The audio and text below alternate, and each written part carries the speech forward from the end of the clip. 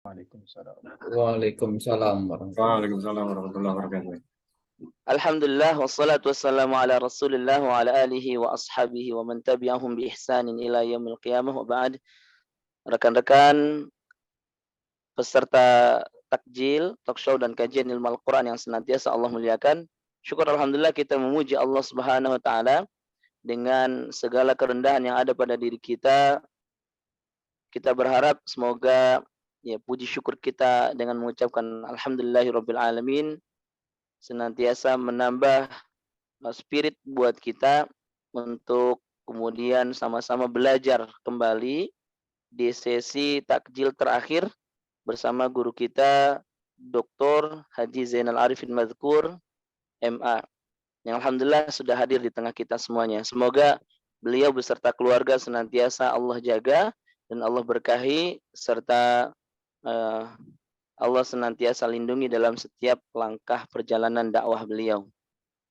Salat beriring salam semoga senantiasa tercurahkan untuk baginda Nabi yang mulia Rasul kita Rasulullah Muhammad sallallahu alaihi wasallam, juga kepada keluarga, para sahabat, tabi'in, tabi'ut tabi'in, dan kita berharap semoga kita kelak semuanya bisa dikumpulkan bersama Nabi yang mulia, Nabi kita tercinta Rasulullah Muhammad sallallahu alaihi wasallam. Sebelum kita mulai, kita sapa terlebih dahulu narasumber kita. Ahlan wa sahlan Ustazuna Dr. Zainal Arifin Madhkur. Sehat Ustaz? Ahlan bikum Ustaz. Masya Allah, alhamdulillah.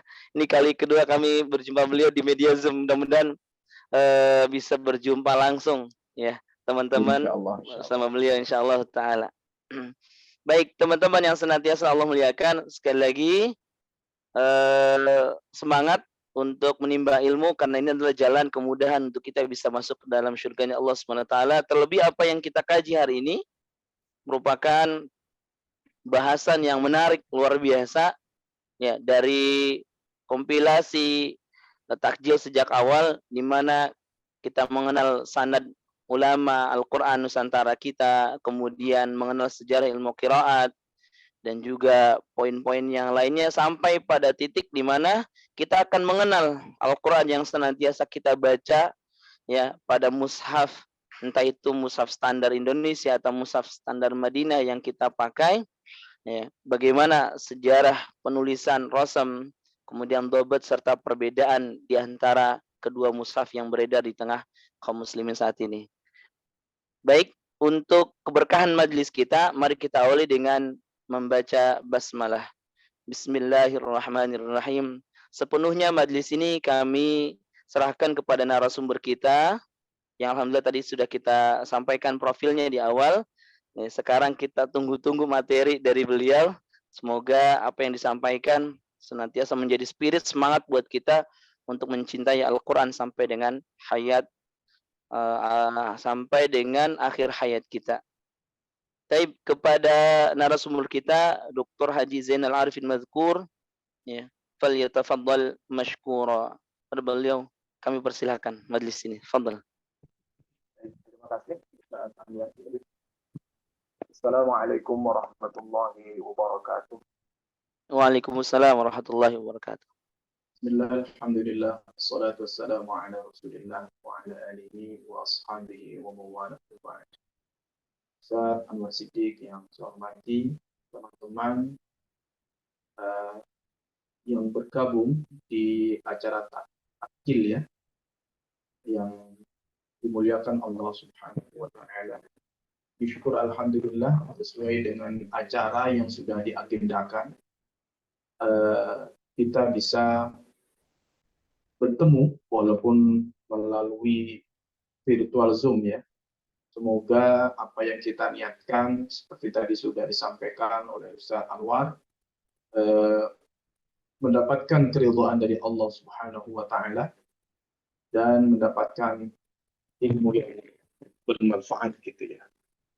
Salawat salam semoga tetap tercurah dan terlimpah kepada Nabi Muhammad sallallahu alaihi wasallam. Semoga kita semuanya kelak mendapatkan syafaatul ummah dan diakui menjadi umatnya. Amin ya rabbal alamin. Suara saya kedengaran Ustaz Anwar? Alhamdulillah jelas. Jelas ya. Tadi sedikit bergema, tadi sedikit menggema. Saya bisa dibantu share screen? Tadi sudah dijadiin co-host. Mungkin bisa Oke. langsung.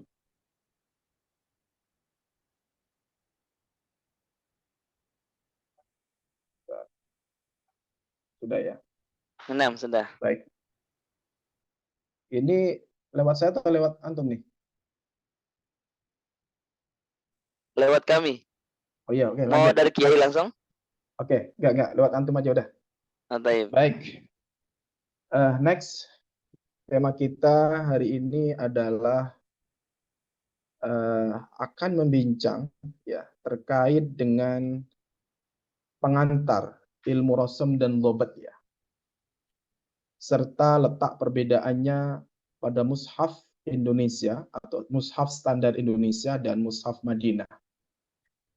Kawan-kawan sekalian yang saya banggakan ya, untuk sebelumnya mungkin perlu untuk kita ketahui terkait dengan apa ilmu rosem itu ya.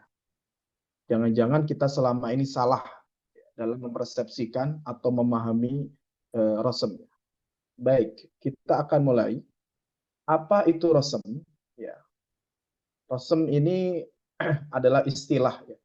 Dalam bahasa Indonesianya di KBBI itu belum ada padanannya. Namun nanti kita bisa lihat ya, bahwa secara etimologi rosem itu berarti al-athar yang bermakna bekas atau peninggalan.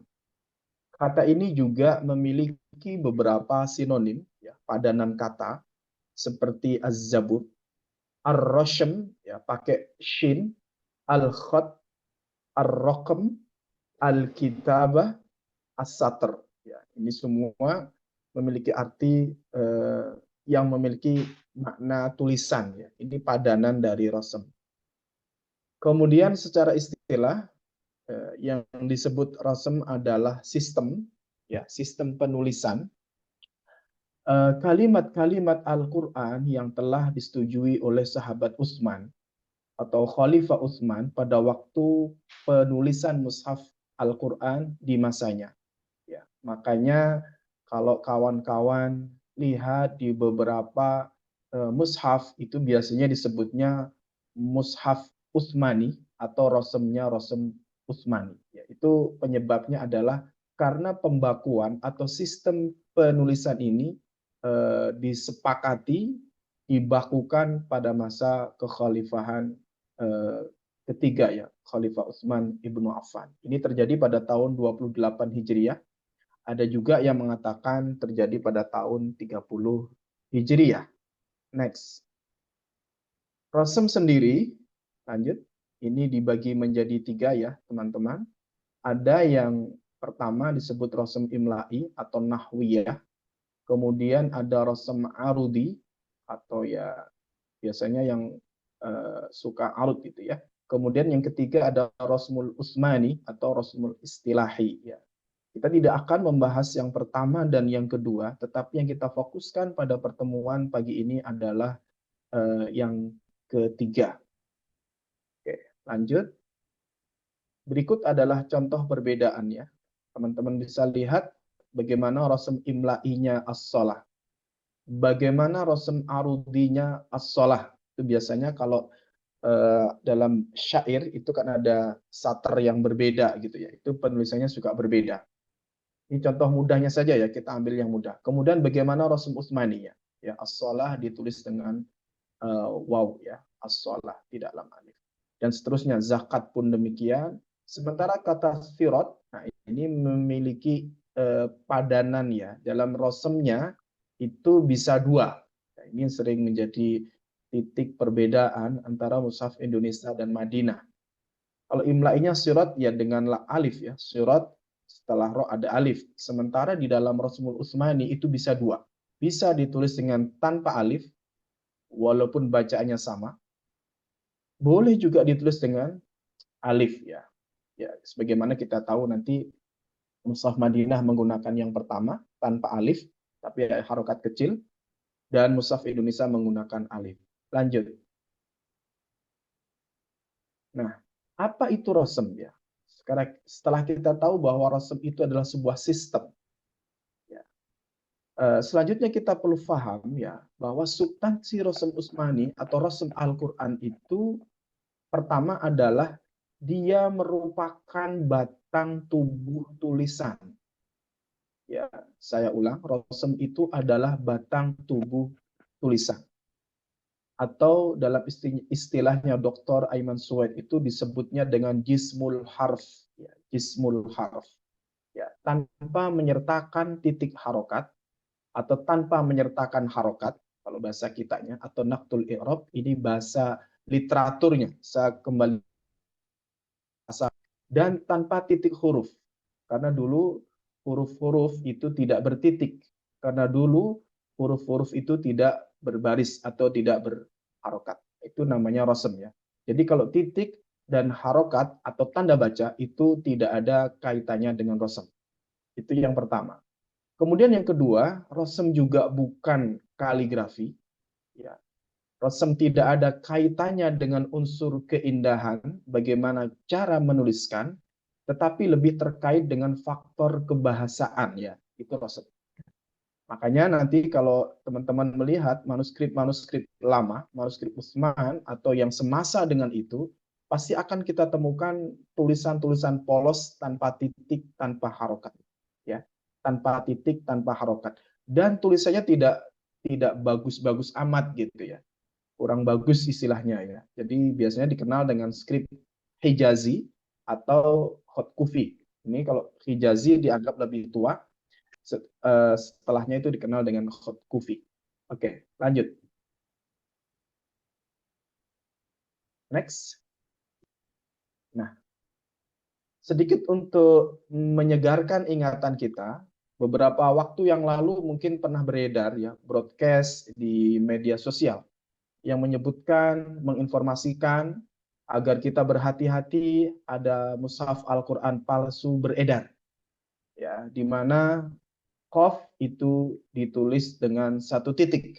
Ya, ini kita ambil contoh, ada rasm dengan model Maghribi dan Masyriki ya. Jadi di dunia Islam, di dunia internasional itu sebenarnya ada 3 aliran ya. Ini saya ambil yang gede saja. Ada aliran Maghribah, Maghribi, ada aliran Masyariqah. Nah, apa itu Maghribah? Di catatannya itu kita sertakan. Maghribah itu adalah mushaf-mushaf yang beredar di negara-negara utara Afrika dari arah barat Mesir seperti Libya, Tunis, Aljazair, Mauritania, dan Maroko. Ini menggunakan, kalau di slide sebelah kiri ya, Bapak Ibu, kawan-kawan sekalian, coba diperhatikan Bismillahirrahmanirrahim. Perhatikan bagaimana hamzah wasal ditulis. Ya, Bismillah. Bagaimana sukunnya Bismillah. Ya, tidak sama dengan sukun kita, tidak sama dengan sukun Mushaf Madinah juga.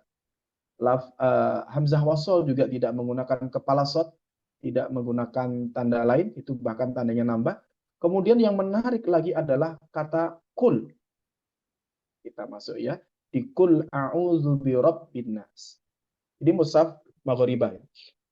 Nah, penulisan qaf dengan titik satu di atas itu bacanya tetap qaf. Ya. Sekali lagi ini adalah tanda baca model Maghribah. Nanti kita akan lebih dalam kaji di bab tentang mengenal dobet. Ya. Sementara kalau fa, lihat fi sudurin nas itu titik satu di bawah. Ya, kalau qaf titik satu di atas, kalau fa titik satu di bawah. Sebaliknya, kalau masyariqah, qaf titik satu, qaf titik dua di atas, fa titik satu di atas. Jadi, kesimpulannya, ketika kita mendapatkan broadcast tempo hari, hati-hati ada Quran palsu beredar. Al-Quran tulisannya titik satu, Al-Quran. Itu bukan Quran palsu yang beredar. Tetapi itu adalah mushaf Maghribah yang sedang beredar. Yang beredar dan kita tidak siap dengan informasinya. Sehingga yang tidak paham menganggapnya itu sebagai mushaf Al-Quran palsu. Padahal tidak. Maka nanti dalam ilmu rasm, tanda baca itu ilmunya sendiri, namanya ilmu dhabt ya, ilmu dhabt. Oke, next. Nah, ini lebih jelas Ya, kita kasih tanda panah biar kawan-kawan bisa melihat di mana letak perbedaannya. Sekali lagi, ingat kalau sudah disebut rasem, di persepsi kita harus langsung terkoneksi bahwa rasem itu adalah batang tubuh tulisan, tidak menyertakan harokat, tidak menyertakan titik. Sehingga mushaf Maghribah dan Masyariqah itu kalau dibuang itu titiknya semua sama secara rasem. Ya, kul sama. Ya, karena tidak ada titik. Ya, tidak ada titik. Gitu, maksudnya begitu. Jadi yang disebut rasam itu hanya batang tubuh tulisannya saja. Tidak ada harokat, tidak ada tanda baca, tidak ada titik. Oke, lanjut. Nah, di dalam rasam juga ada beberapa kaidah.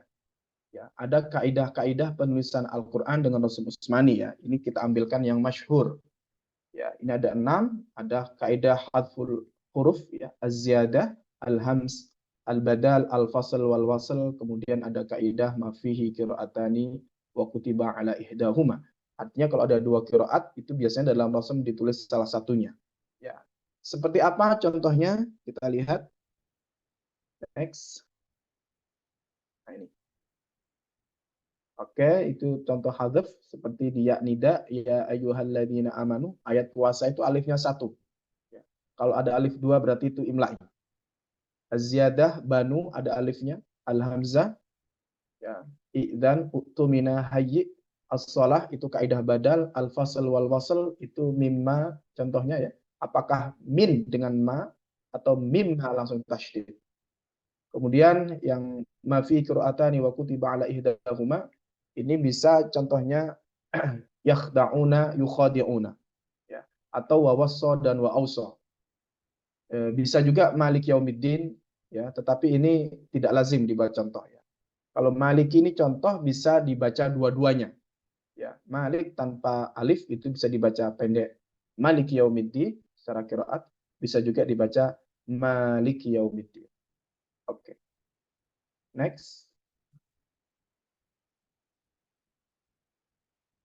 Lanjut.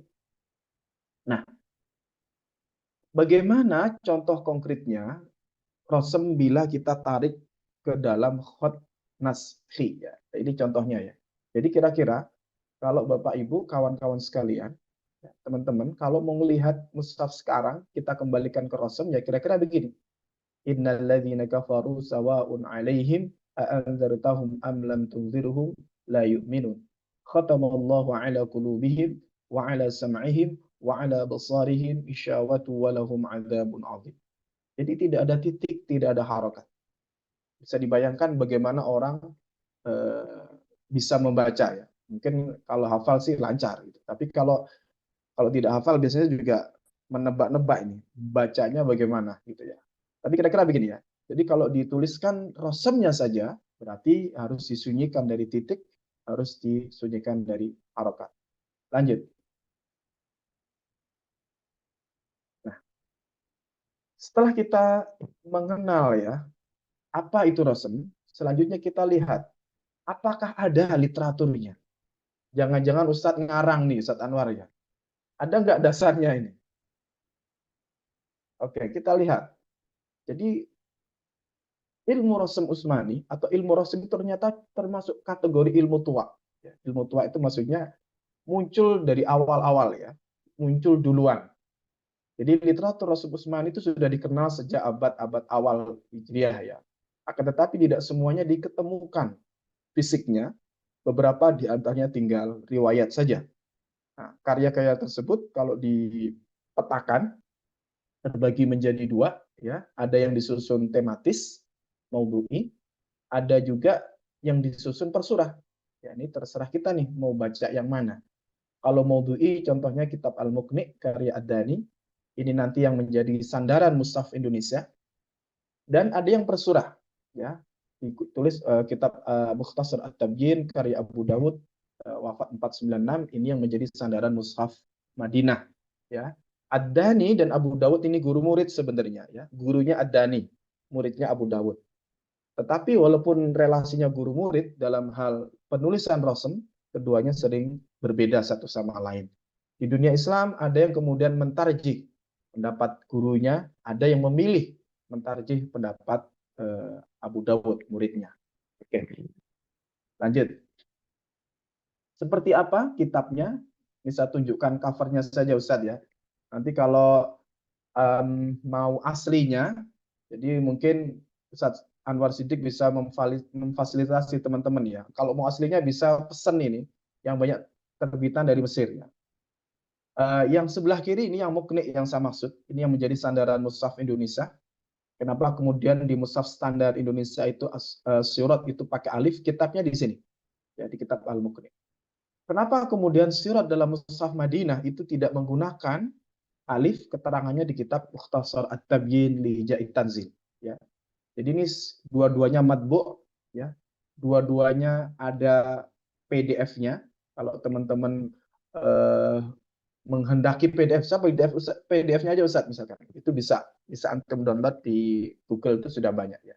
Artinya akses kita untuk belajar ini sebenarnya sudah cukup terfasilitasi dengan era sekarang ya, karena banyaknya kitab-kitab yang di share dengan versi PDF-nya ya.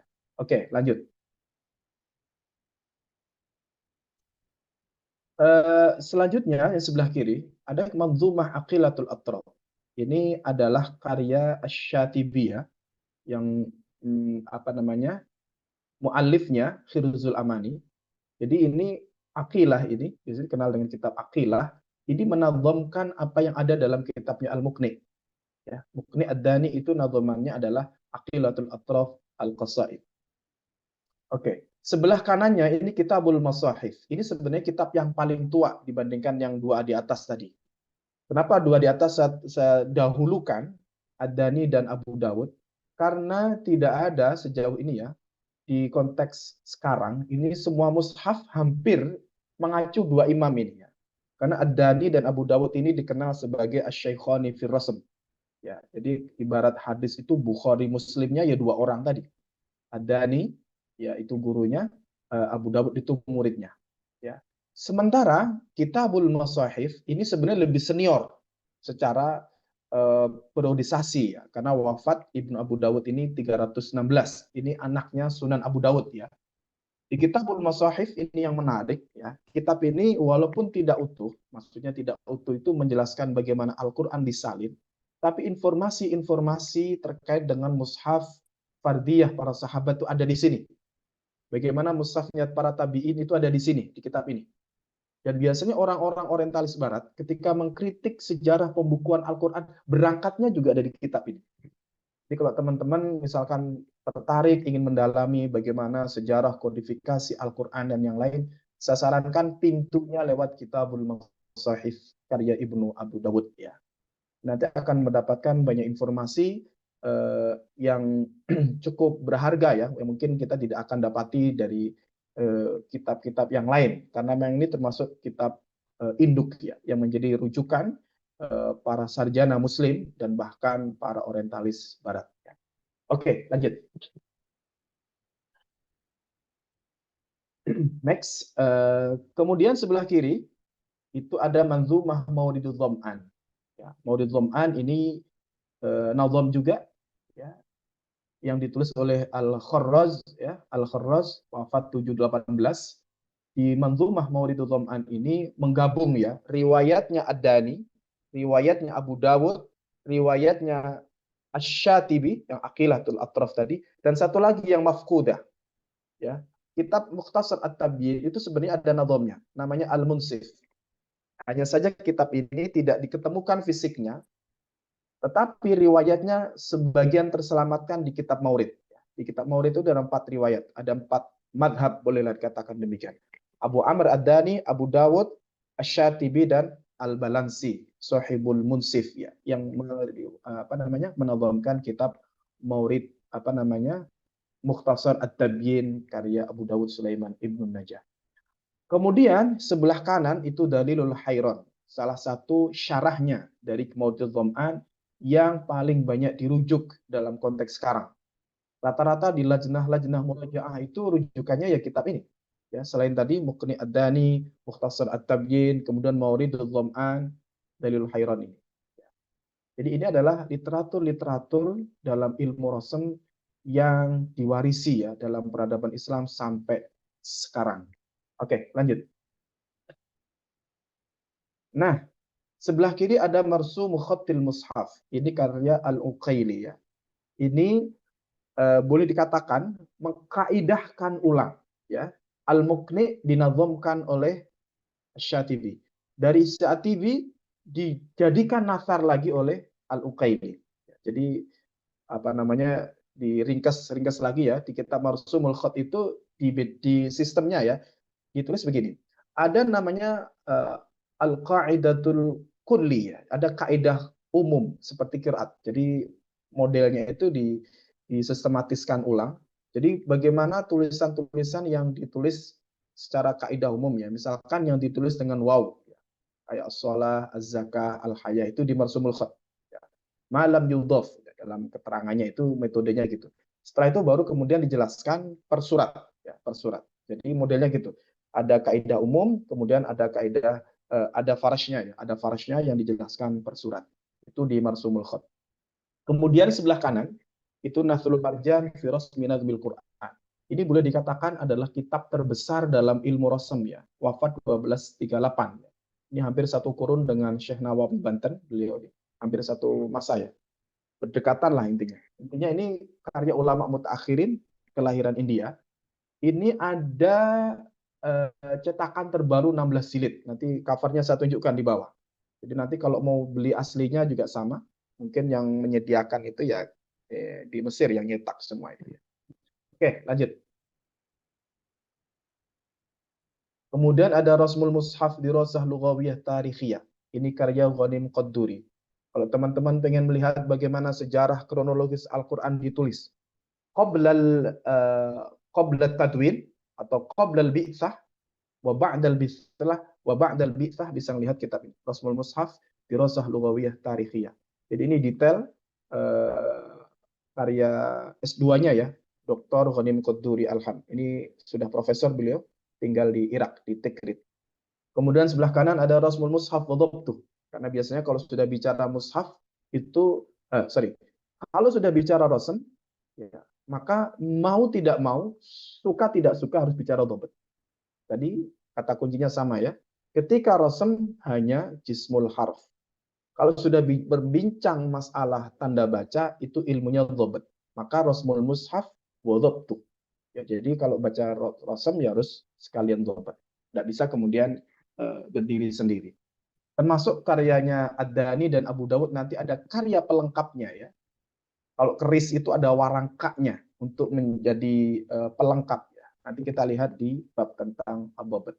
Baina tauqif wal istilahat al-hadithah. Ini juga sama membincangkan tentang Rasmul Mushaf dan tanda bacanya. Lanjut.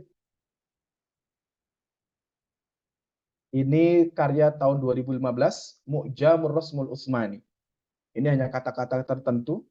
Bagaimana dituliskan, berdasarkan kitab apa, plus berdasarkan manuskrip ya. Itu captionnya beberapa saya sertakan.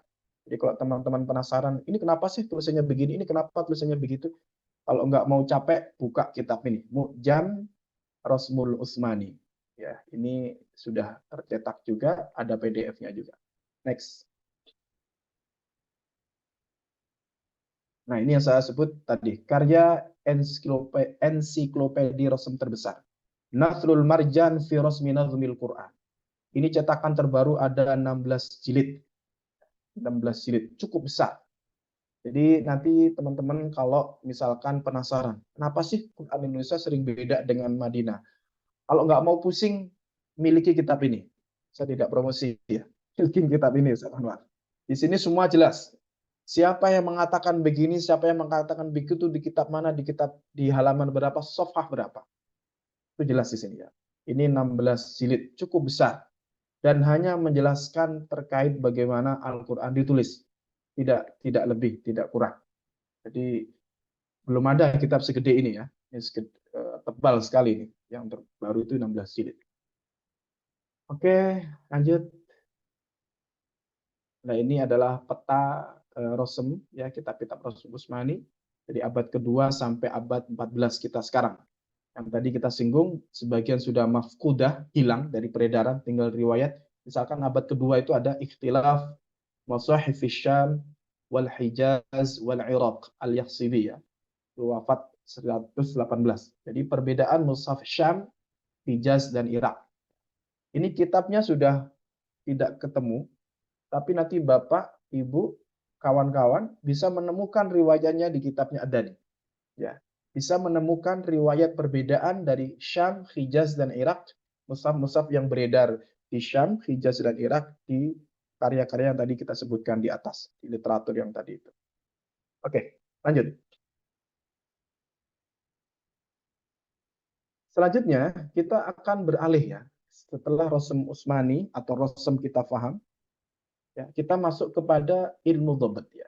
Apa sih sebenarnya dhabt itu atau tanda baca itu? Atau dalam KBBI itu dikenal dengan istilah diakritik. Diakritik, ya. Tanda diakritik Al-Qur'an. Oke, kita lihat apa ilmu dhabt itu. Lanjut. Secara bahasa, dhabt itu diistilahkan bulughul ghayah fi hifdz syai'.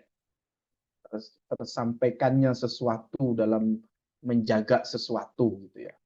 Kira-kira gitu kurang lebihnya. Tapi istilah adalah ilmu yang di dalamnya membahas tentang sesuatu yang menjadi penanda huruf diakritik tadi, baik yang berbentuk harokat, sukun, syiddah, tanda mat, dan yang lain.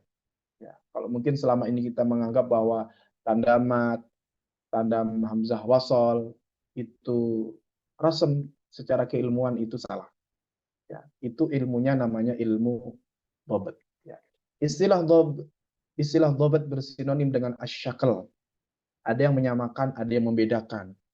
Kalau yang membedakan, dhabt ini khusus untuk Al-Qur'an, ya, sementara syakal itu untuk naskah-naskah non Al-Qur'an. Oke, lanjut. Ada berapa macam-macam dhabt? Pada masa-masa awal, bentuk penulisan dhabt dan syakal itu berwujud seperti titik, ya. Makanya dikenal dengan an-naqd. Nah, nanti Ad-Dani itu punya kitab an-naqd, ya. Al-Muqni itu nanti di bagian akhir itu ada an-naqd. Walaupun nanti beliau juga punya kitab dhabt khusus namanya Al-Muhkam. Ya, Al-Muhkam fi naqtil masahif, kan gitu. Bentuk ini kemudian terklasifikasi menjadi dua, ya.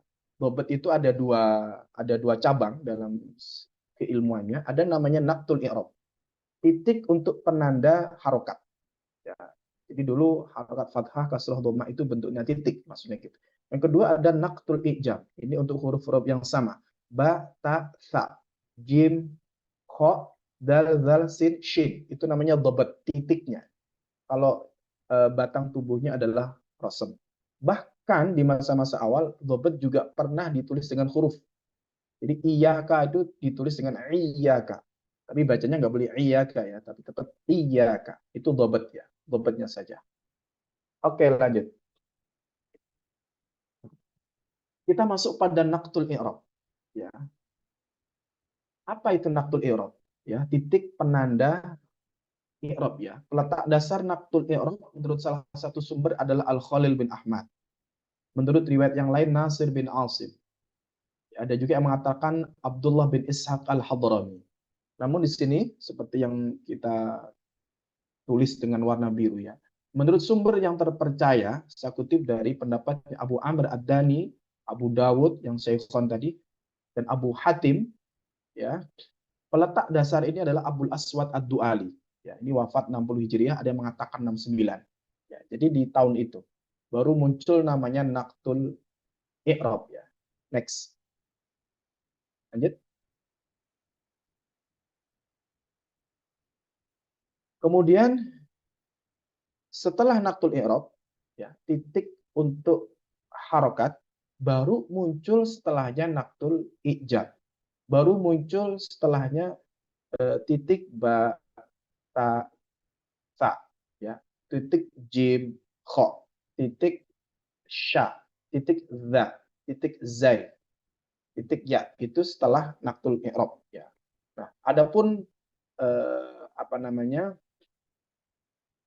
peletak dasar ilmu ini, kalau tadi naqtul i'rabnya Abul Aswad, kalau naqtul i'jam ini muridnya, namanya Nasir bin Asim dan Yahya bin Ya'mar.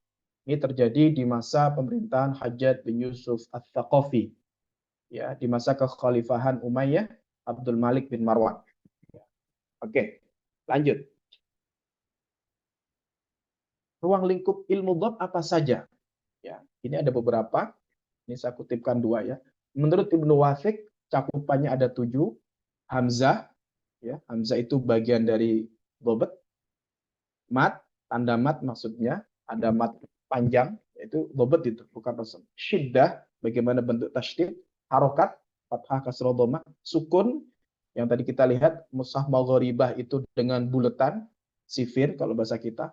Sementara yang mushaf Timur Tengah termasuk Indonesia itu menggunakan ra'sul haq atau ra'sul jim. Kemudian silah, tanda silah, dan yang ketujuh adalah tanda hamzah wasal. Ini menurut Ibnu Wathiq. Sementara menurut Salim Muhaisin ada 5, harokat, bentuk sukun, syiddah, tanda mat, dan hamzah. Di sini perlu kita kasih catatan bahwa hamzah di sini tadi di bab kaidah rosem muncul, ya, di dhabt juga muncul. Jadi memang ini hamzah ini memang jadi masalah. Jadi rebutan di dua disiplin ilmu. Bahkan di ilmu-ilmu lain ya, di nahwu juga jadi masalah, di qiraat juga jadi masalah. Jadi hamzah itu memang unik, itulah faktanya seperti itu ya. Jadi dalam rosem penulisan Al-Qur'an pun juga dia kadang masuk di rosem, kadang masuk di dhabt. Oke, lanjut. Nah, apakah ada literaturnya sama dengan rosem tadi? Karena kita sifatnya pengantar, mungkin nanti kalau pendalaman bisa diadakan sesi yang lain mungkin Ustaz Anwar ya. Jadi kita sifatnya kita hanya memberikan pengantar aja biar kita terbuka ya bahwa sebenarnya ilmu untuk menuliskan Al-Qur'an itu cukup banyak ya. Perangkatnya tidak sesederhana yang kita duga. Lanjut sekilas literatur ilmu dhabt. Ya. Tadi sudah, lanjut. Nah ini. Ini yang saya maksudkan tadi ya. Al-Muhkam fi ilmi naqtil masahif. Ini karya Abu Amr Ad-Dani. Jadi inilah yang menjadi pelengkap kitab Al-Muqni. Ya. Jadi kalau ibarat kerisnya itu Al-Muqni, warangkanya Al-Muhkam ini. Jadi pasangannya itu ya. Jadi pasangannya. Jadi kalau Muqni ini pasangannya dengan menggunakan Al-Muhkam fi ilmi naqtil masahif. Sementara yang kitabnya Abu Dawud yang Mukhtasar At-Tabyin itu pasangannya adalah Usulul Dhabt ya. Wa kayfiyatihi ala jihatil ikhtisar. Ini Usulul Dhabt. Jadi ini pasangan dari kitab At-Tabyin ya. Di kitab ini juga sebenarnya, ini saya kasih tahu teman-teman ini ya. Kalau Mushaf Madinah yang rosemnya mengikuti Abu Dawud Sulaiman Ibnun Najah, di kitab ini harusnya sukunnya tidak menggunakan ra'sul haq. Nanti bisa dibaca sendiri ya, ini PDF-nya juga ada. Tetapi menggunakan buletan ya, bulet bundar ya, kalau kita mengenalnya dengan sifir mustadir. Ya, kalau mau konsisten ya, ini menunjukkan bahwa pada akhirnya nanti dalam menuliskan Al-Qur'an pun akan memilih menggunakan sistem yang mana. Ya. Tidak selalu kalau misalkan rosemnya menggunakan Abu Dawud, tanda bacanya Abu Dawud semua. Tidak selalu kalau menggunakan Al-Muqni-nya Ad-Dani, nanti menggunakan dhabtnya Al-Muhkam. Jadi nanti akan terbuka ya, bisa menggunakan tanda-tanda yang lain. Dan ini bisa kita lihat dari beberapa model cetakan mushaf Al-Qur'an di dunia Islam. Oke, lanjut. Ini yang pokok. Kemudian Maudil Dham'an tadi sama, di bagian akhir itu ada bab tentang dhabt ya. Ya, nanti di Maudil Dham'an itu bab akhir itu ada yang khusus membahas tentang bagaimana memberikan tanda baca Al-Qur'an. Dan itu sudah dikeluarkan ya. Ini menjadi dasar Mushaf Madinah yang sebelah kanan itu menjadi kitab At-Tirraz ya fi syarhi dhabtil kharraz.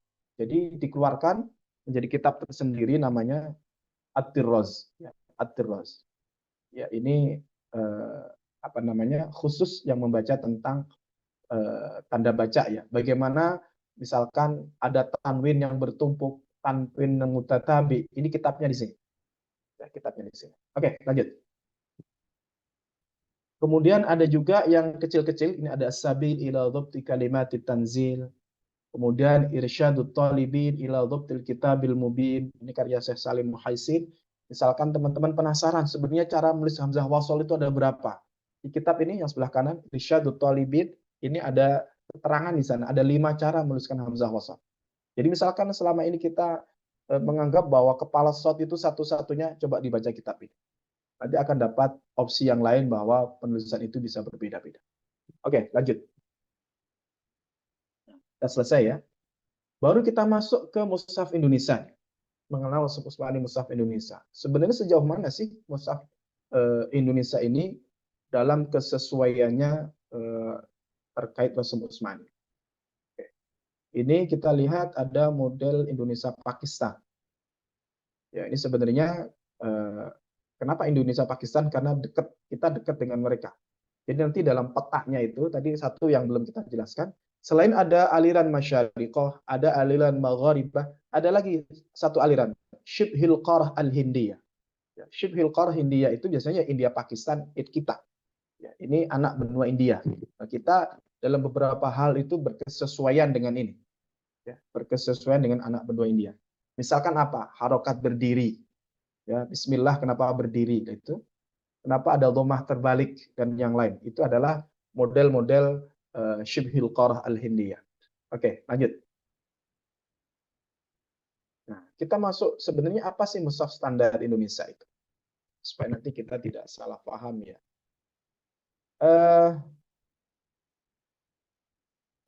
Definisinya, yang disebut dengan mushaf standar itu adalah mushaf Al-Quran yang dibakukan cara penulisan. Rasam maksudnya di sini. Kemudian harokat. Ya, dobet tadi ya. Ada rasam, ada dobet. Ada tanda baca. Di kita dibedakan itu antara harokat tanda baca. Dan yang keempat adalah tanda wakaf. Ada 4. Ini rukunnya mushaf standar. Dasarnya apa? Apakah ini berdasarkan keputusan Menteri Agama? Bukan. Ya, teman-teman lajnah juga bukan. Jadi pembakuan ini berdasarkan hasil yang dicapai dalam musyawarah kerja ulama ahli Al-Quran. Jadi yang memutuskan itu adalah para ulama kita. Ya, yang berlangsung 9 kali dari tahun 74 sampai 83. Dan itu dijadikan pedoman bagi mushaf Al-Quran yang diterbitkan di Indonesia. Jadi embrionya dari sini. Adapun kemudian menjadi pegangan oleh Kementerian Agama. Itu dalam kerangka regulatornya saja ya. Sebagai regulasi saja yang menjaga peraturan. Tapi yang merumuskan itu para ulama. Jadi bukan dari internal Kementerian Agama. Ya, itu. Lanjut. Nah ini yang kita sebutkan tadi. Ini muker pertama tahun 74. Barangkali ada yang kenal. Ya. Jadi semua yang ada di gambar sudah kita kasih caption ya. Terangan nama-namanya. Ini tahun 74 belum ada banner ya, Ustaz Anwar ya. Belum ada banner, apalagi ada ruang zoom-nya. Masih menggunakan papan tulis, dan itu kapur tulis itu. Kapur tulis. Ada muker lajnah pentasihan mushaf Al-Quran. Itu ulama-ulama yang hadir waktu itu ya. Ada Kiai Ali Maksum, ada Kiai Ahmad Umar Al-Muayyad, ada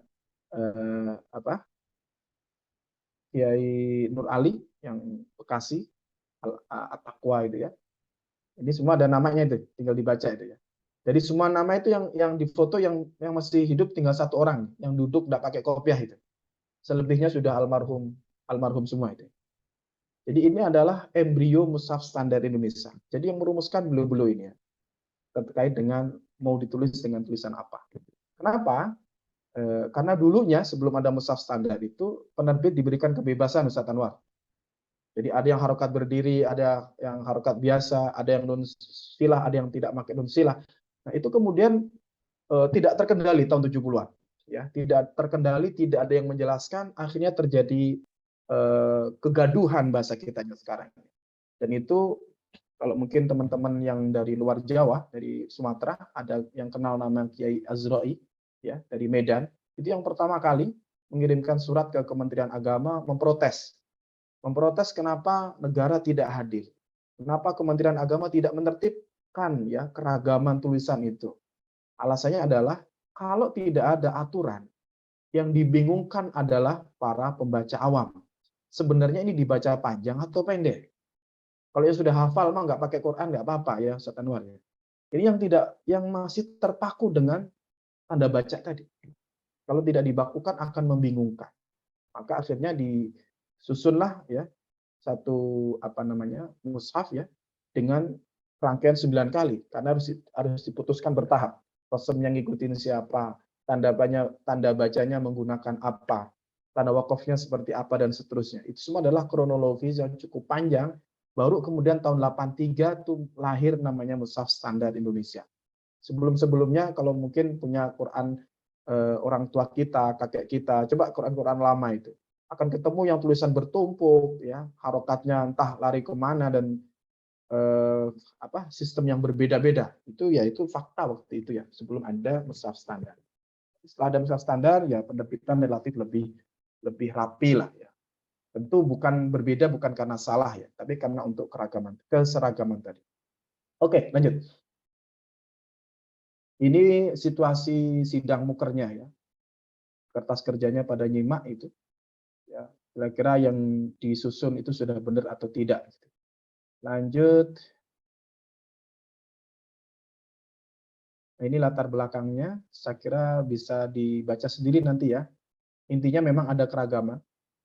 Kecenderungan masyarakat menggunakan satu model Al-Quran. Sampai sekarang masih begitu.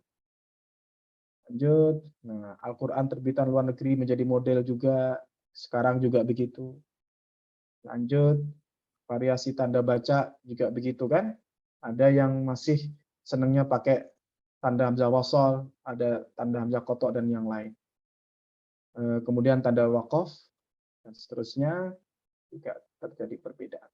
Nah, ini adalah tanda tasfih sebelum lahirnya lajnah ya. Sebelum lajnah yang di Taman Mini. Jadi itu lihat agak dinaikin dulu set. Siapa yang tanda tangan? Dulu namanya Lajnah Taftish Al-Masahif Asy-Syarifah. Ya, ada Muhammad Adnan, Ahmad Al-Badawi yang mungkin kemarin sudah menyimak paparannya Mas Adib ya. Nama-nama ini akan keluar nih. Ahmad Al-Badawi, Musa Al-Mahfud, Abdullah Afandi Munawir, Abdul Qadir Munawir, Muhammad Bashir, Ahmad Makmur, Muhammad Arwani, Muhammad Umar Khalil, dan Muhammad Dahlan. Ini nanti akan menjadi salah satu mata rantai ya, sanad-sanad Al-Quran yang ada di Indonesia. Ini tanda tasih tahun 50-an. Oke, lanjut. Nah, ini adalah hasil keputusan muker yang tadi saya ceritakan. Ya, bisa di next pelan-pelan biar teman-teman bisa memperhatikan item-itemnya. Mungkin muker pertama dulu ya, saya jelaskan. Misalkan ini ya, muker pertama 74. Al-Quran menurut bacaan Imam Hafiz, yang Rasum Utsmaninya sesuai dengan Rasum Al-Quran yang dikenal dengan Bahriyah cetakan Istanbul dijadikan pedoman mushaf Al-Quran di Indonesia. Itu hasil keputusan 74. Kemudian mushaf Al-Quran tidak boleh ditulis selain dengan Rasum Utsmani. Ya, sudah diputuskan waktu itu. Kecuali dalam keadaan darurat. Darurat yang dimaksudkan itu adalah Braille ya. Nanti Braille bisa kita tunjukkan juga.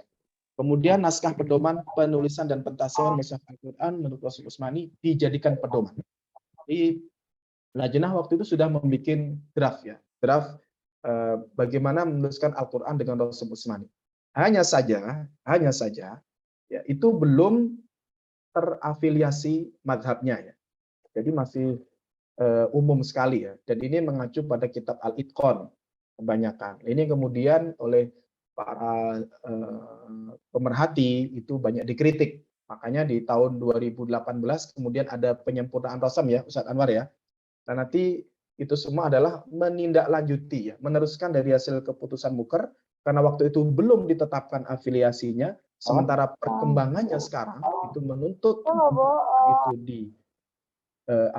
ditarjihkan riwayatnya, maka kita juga melakukan hal yang sama dengan forum yang sama. Ya, sekali lagi yang memutuskan bukan Menteri Agama, bukan Kepala Lajnah, tetapi ulama-ulama Al-Quran kita hadirkan ke Indonesia. Termasuk Kepala Lajnah dari Mesir, termasuk perwakilan dari Mujama' Malik Fahad dari Madinah, kemudian dari Jordan, dari Pakistan ya, yang agak dekat dengan kita Qurannya, dan Aljazair kita hadirkan untuk ikut membahas mushaf kita ya, terkait dengan Rasulnya. Oke, next. Ini nanti bisa dibaca ya, ini kan hasil muker saja ini. Next, terus. Biar teman-teman bisa melihat ini Braille di muker ketiga sudah dibahas, lanjut. 4 masih Braille, 78, 79, Braille juga, Muker ke-6, 80, penyeragaman tanda wakaf. Nah, itu juga sama, forumnya lewat Muker. Lanjut, ke-8 tentang nun wasol ya, khaironil wasiyah, itu Muker juga. Ya, ada Mukernya, jadi tidak sembarangan kita mengasih nun gitu ya.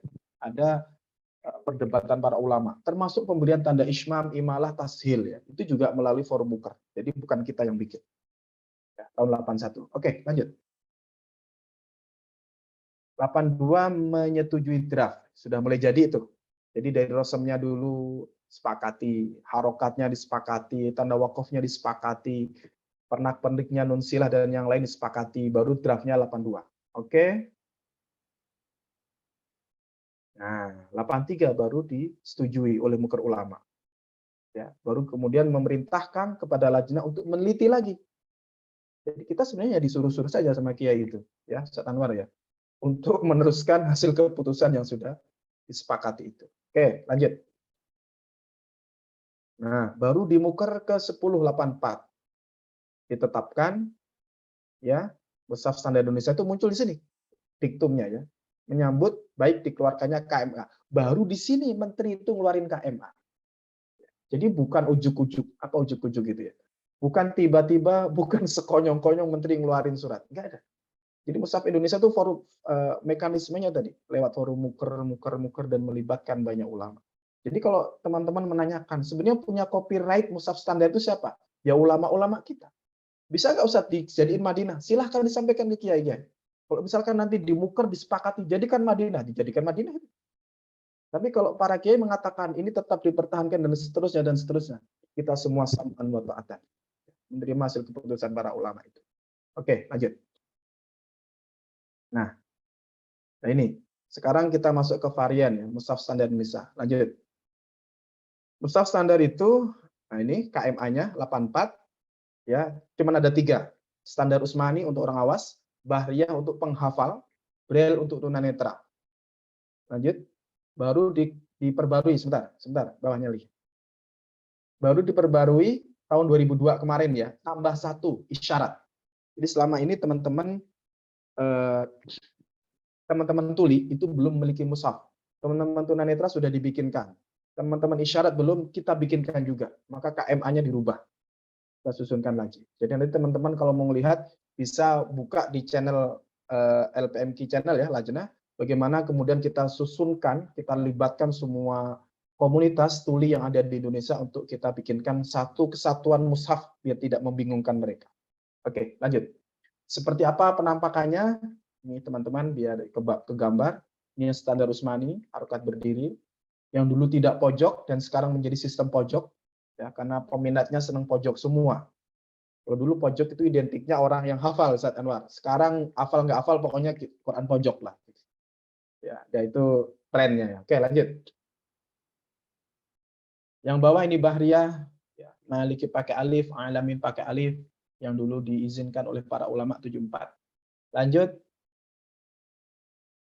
Ini yang Braille ya. Kalau belum pernah kebayang yaitu silahkan dibayangkan titik-titik timbul ya. Jadi tulisannya itu ya berupa tonjolan-tonjolan gitu. Ya, makanya tidak memungkinkan kalau ditulis dengan Utsmani. Beberapa ya ada yang bisa. Tapi misalkan kola itu tanda wakaf kola tidak ada. Di Braille tetap tok. Tidak ada huruf 3 yang numpuk itu tidak bisa. Karena dia sistemnya sistem perabaan ya, bukan penglihatan. Oke, lanjut. Yang isyarat, nah ini mungkin yang baru buat teman-teman ya, yaitu alif itu seperti apa, ba seperti apa, tak seperti apa. Ya. Nanti kalau dirangkai dengan harokat seperti apa sebelah kanan. Di dunia Islam yang ada adalah isyarat tanpa harokat. Indonesia mungkin yang pertama ya, isyarat plus harokatnya, ada tanda bacanya. Ya. Harokat ya kita sertakan di situ. Di Mushaf Kemenak nanti kalau teman-teman mau melihat di Play Store ya itu nanti ada bisa di-download Quran Kemenaknya. Kemudian di situ ada aplikasinya ya kalau mau melihat bagaimana Quran standar isyarat itu ditulisnya. Oke, jadi ini rumus-rumusannya ya, isyarat-isyaratnya. Lanjut. Nah, Sekarang kita masuk nih, tema kita nih, Mushaf Madinah. Mengenal Rasul Utsmani Mushaf Madinah. Lanjut, saya tidak akan panjang-panjang. Biasanya di Mushaf Madinah itu ada ta'rif. Ini namanya ta'rif. Riwayat hadzal mushaf. Di mushaf standar kita yang terbitan 2019 juga ada ta'rif.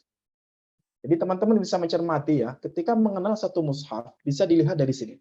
Ya, misalkan di paragraf kedua, wa ukhidha hija'uhu mimma rawahu ulama'ur rasm 'anil masahif allati ba'atha fiha al-khalifatur rasyid Utsman bin Affan radhiyallahu anhu ila Makkah wal Basrati wal Kufati wasyam wal mushaf alladhi ja'alahu li ahli al-Madinah wal mushaf alladhi ikhtassa bihi nafsahu وعن المصاحف المنتسخة منها وقد روى في ذلك ما نقله الشيخان. Ingat tadi asy-Syaikhan itu yang dimaksud adalah mengacu dua imam tadi. Itu ada keterangannya. Abu Amr Ad-Dani Muqni tadi, wa Abu Dawud Sulaiman ibn Najah ma'at tarjih tsani 'inda al-ikhtilaf. Dan ketika terjadi khilaf antara dua Syaikhan, maka Mushaf Madinah itu mentarjihkannya Abu Dawud. Ya. Ini ta'rif titiknya di situ. Kalau mushaf terbitan tahun 1980-an Ustaz, sampai 2000-an. Ya. Namun belakangan takrifnya ditambahin bawah ini. Waqad yu'khadhu biqauli ghairihima. Waqad yu'khadhu biqauli ghairihima. Artinya terkadang Mushaf Madinah itu mengambil riwayat di luar Syaikhan. Gitu kan? Mungkin selama ini kita mempersepsikan paling Utsmani, ya, ternyata ini riwayatnya. KTP, akte lahirnya ini, maksud KTP-nya. Akte lahirnya ini, takrifnya ini ditulis sendiri tuh di mushafnya. Waqad yu'khadhu biqauli ghairihima itu apa? Misalkan gini ya. Saya contohkan satu saja. Ketika mungkin teman-teman membaca ayat aja'altum siqayatal haji wa imaratal masjidil haram. Kata siqayah dan imarah. Itu Abu Dawud tidak punya riwayat. Ya, siqayah dan imarah. Apakah setelah qaf itu ada alif, setelah ya itu ada alif, itu Abu Dawud tidak punya riwayat. Yang ada di mana? Yang ada di riwayatnya Al-Balansi di kitab Mauridud Dham'an tadi. Nah, karena tidak ada, maka diambilkan dari situ. Supaya tidak menciderai ta'rif ini, maka ditambah waqad yu'khadhu biqauli ghairihima. Jadi aman itu. Jadi mushaf ini jadi aman. Bahwa terkadang mengambil dari yang lain gitu ya. Nanti dalam ta'rif cetakan yang lain disebutkan waqad yu'khadhu biqauli ghairihima minal ulama al-muhaqqiqin. Ya, Al-Kharraj misalkan ya, dalam kitabnya Mauridud Dham'an dan seterusnya.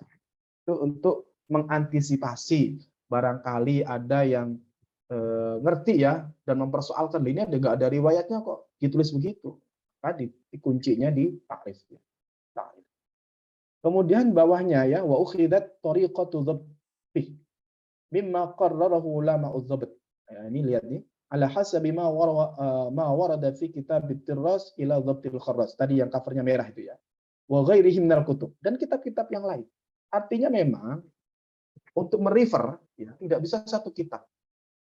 Termasuk nanti kenapa di Indonesia beberapa tanda itu berbeda ya karena sumbernya berbeda gitu ya. Jadi ya sama kayak literatur yang lain ya, misalkan hadis kan juga begitu kan. Sana menganggap sahih, sini menganggap enggak.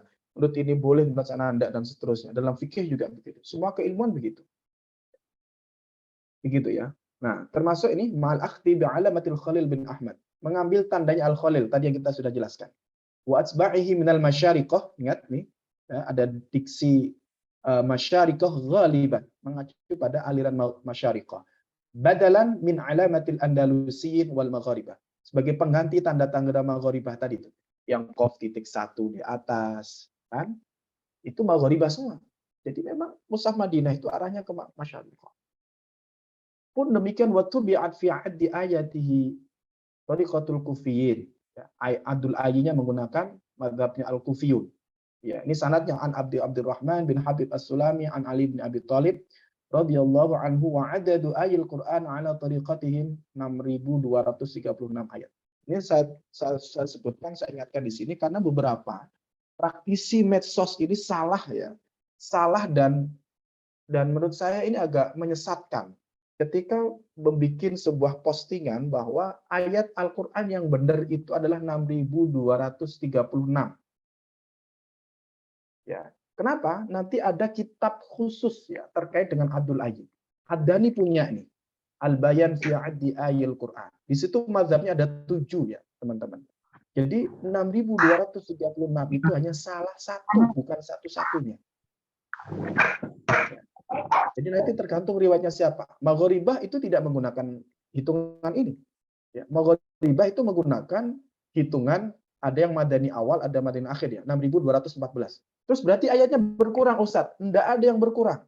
Ini hanya persoalan ya para ulama dengan sanadnya ke atas yang ngaji ke Rasul nih, sabab nuzulnya nih, kalau sebab nuzul ya, sabab wurudnya. Kenapa kemudian hitungan itu bisa beda? Ya, misal contoh kecilnya saja Ustaz Anwar. Siratal ladzina an'amta 'alaihim. Di mushaf Indonesia itu ada tanda angka 5. Kemudian atasnya ada lam alif ya.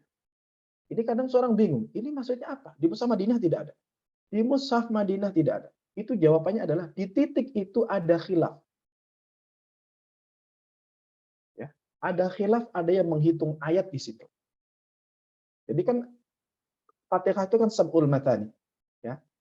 Tetapi yang dikhilafkan adalah apakah basmalah itu bagian dari Fatihah atau tidak. Kan begitu. Yang menganggap bagian, berarti basmalah satu, kan gitu. Maka ayat ketujuhnya, suratul ladzina an'amta 'alaihim ghairil maghdubi 'alaihim waladdallin. Makanya kita tidak disarankan berhenti di situ. Kalau yang hafaz ya, biasanya ya. Kecuali yang memang nafas yang pendek. Tapi mushaf Maghribah nanti basmalahnya tetap ada, tetapi tidak ada angka 1 di sana, Ustaz.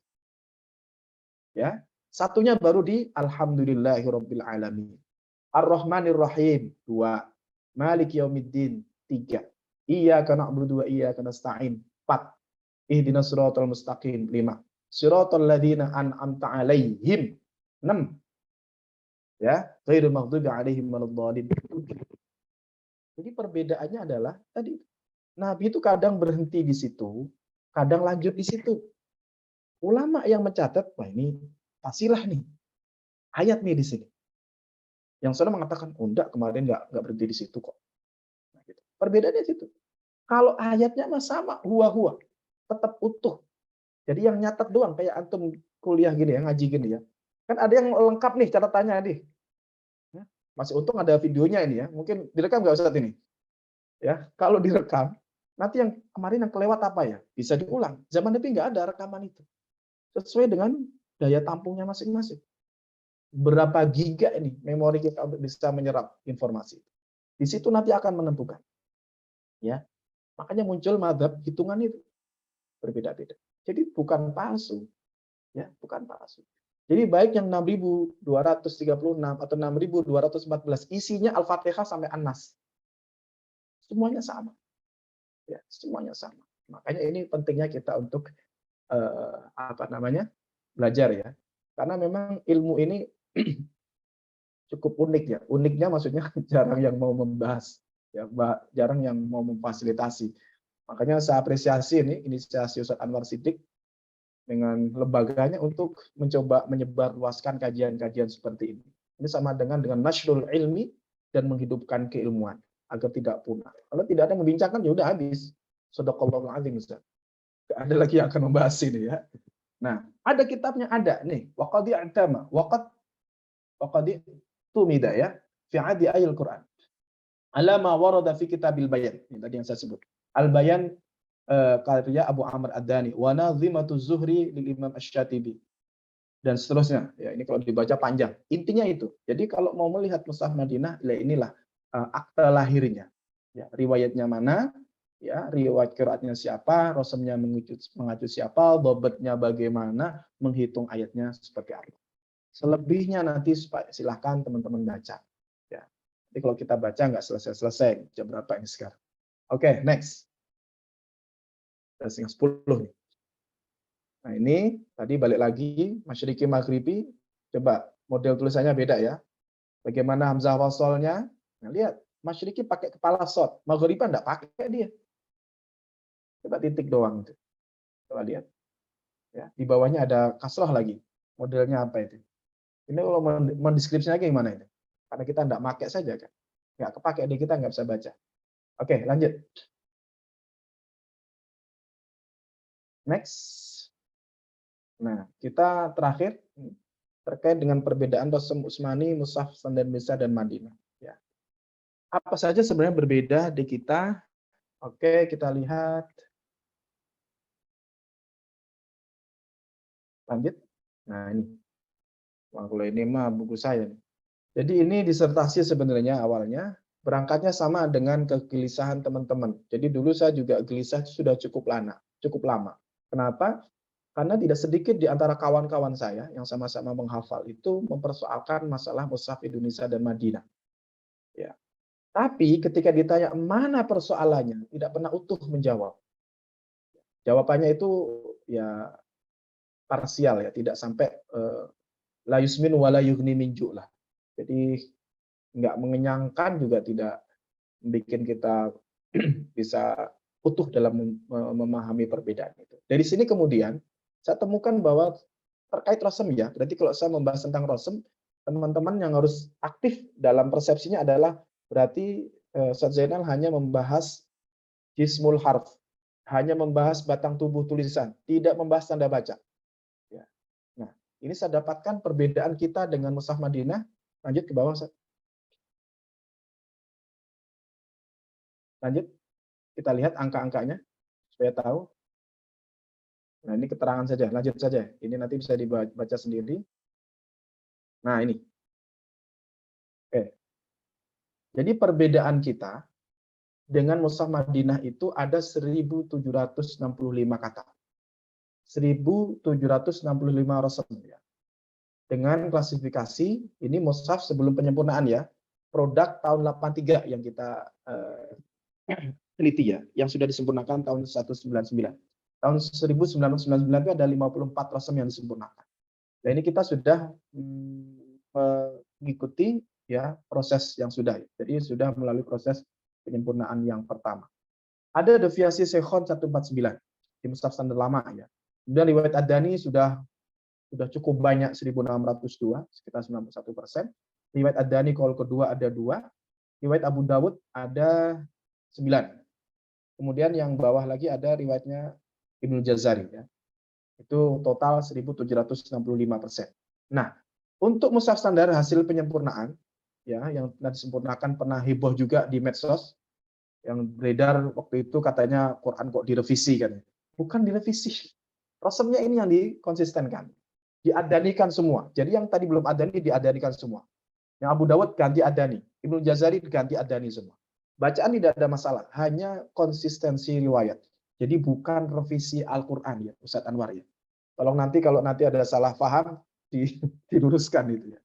Oke, kita lihat bagaimana dengan Mushaf Madinah. Apakah betul satu imam doang? Kita lihat. Bawahnya lagi. Ini hasil bukunya ini aja. Kalau mau lihat, ternyata ada juga deviasi As-Syekhon, ada 2. Yang disepakati Syekhon 152. Salah satu pendapat Syekhon 33. Riwayat Abu Dawud 1569. Abu Dawud qaul kedua ada 9. Memang dari sisi ini lebih kecil dibandingkan kita. Tapi ini arahnya ke As-Syekhonnya Abu Dawud Sulaiman. Kalau kita arahnya ke Abu Amr Ad-Dani. Ya. Jadi ini sebenarnya yang terjadi. Artinya apa? Tidak memungkinkan kita mengacu satu orang, tidak memungkinkan. Pasti akan ada kaul-kaul yang lain nanti yang akan harus kita colek juga ya. Karena riwayat itu terbatas. Riwayat itu terbatas. Oke, lanjut. Ini contoh dari tabel yang saya perbandingkan. Misalkan di Al-Fatihah itu kan, Sirot, MSI pakai alif, sama Madinah tidak pakai alif. Bagaimana mazhabnya? Ad-Dani pakai alif, Abu Dawud tidak pakai alif. Jadi kita bisa lihat, oh ternyata dua-duanya Utsmani ya, hanya beda riwayat. Nah, gitu cara membacanya ya. Abu Sorihim pun demikian, Hisyawatun juga demikian, Tughyanihim juga demikian, As-Sabi'ahum pun juga seperti itu. Oke, lanjut.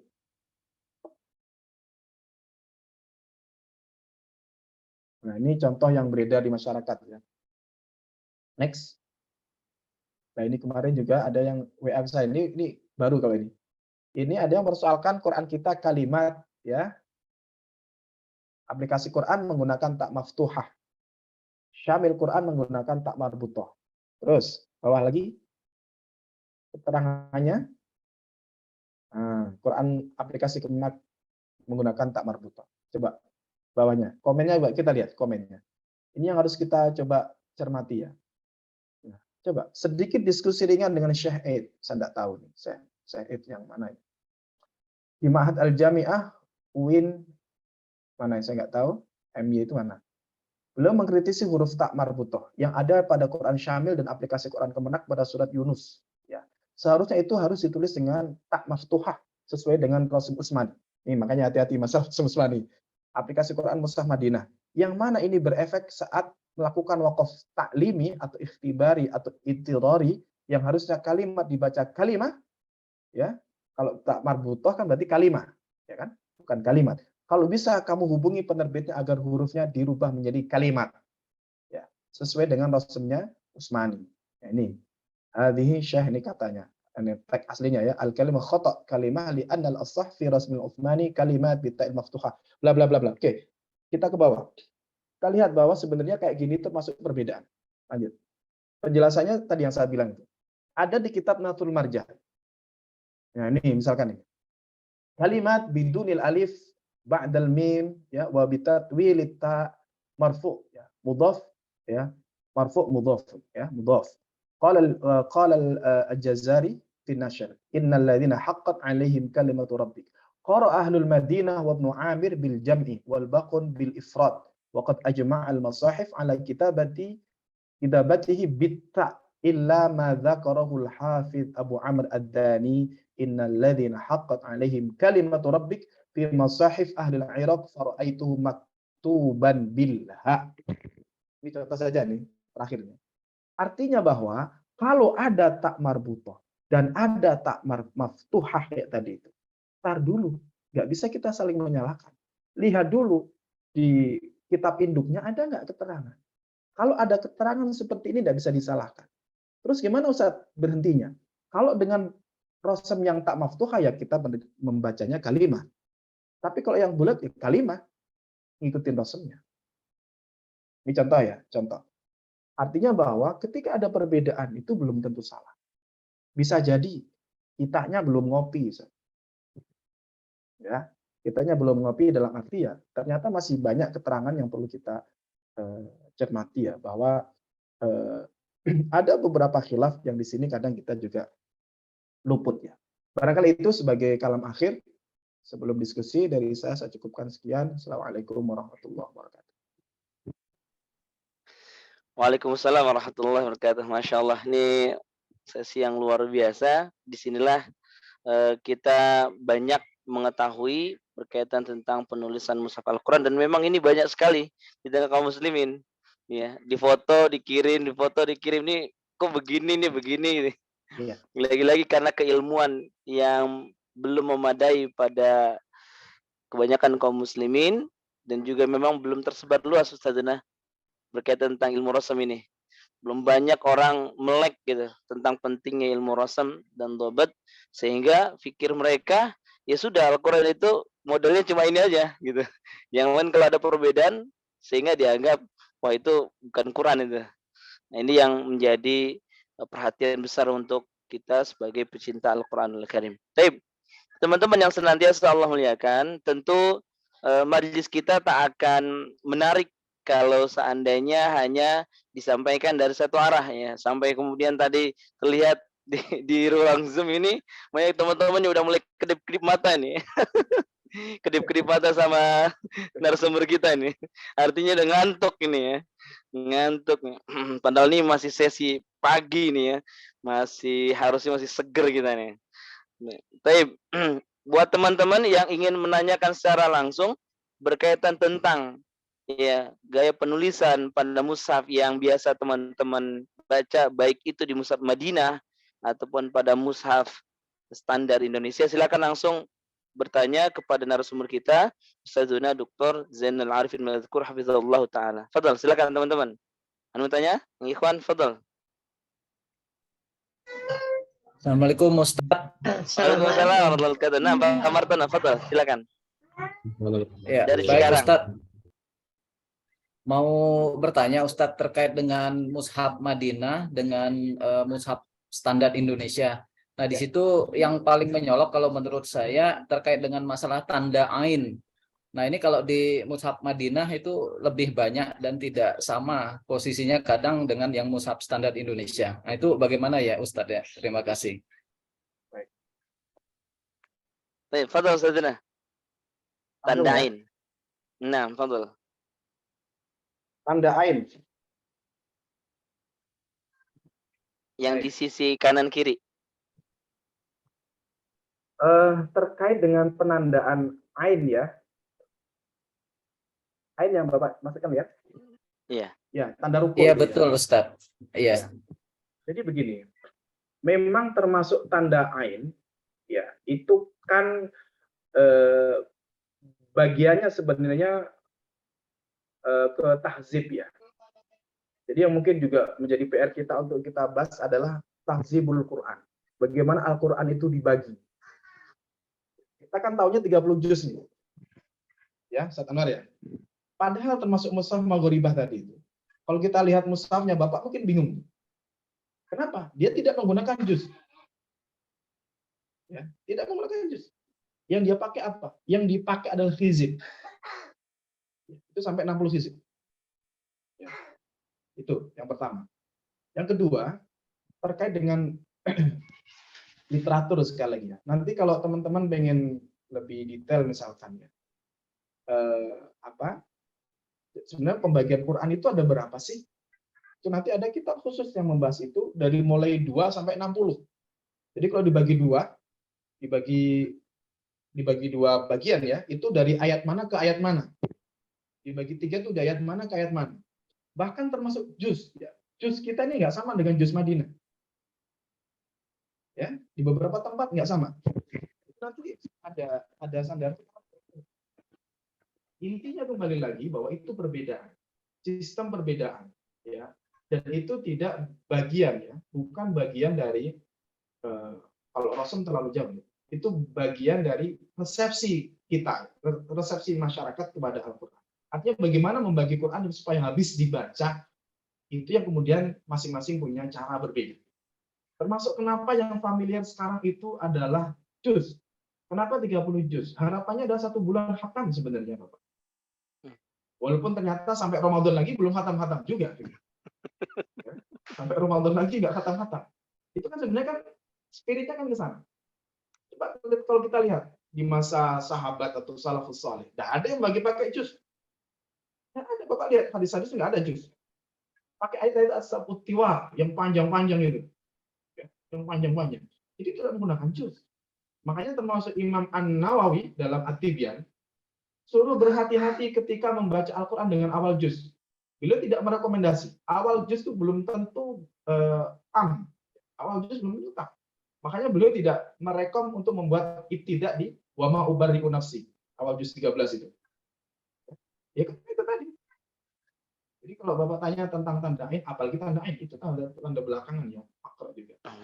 Ada kawan saya yang nulis itu agak panjang terkait makro itu. Memang intinya ada perbedaan di situ. Ada perbedaan. Karena itu sekali lagi kembali kepada resepsi kita ketika membaca Al-Quran.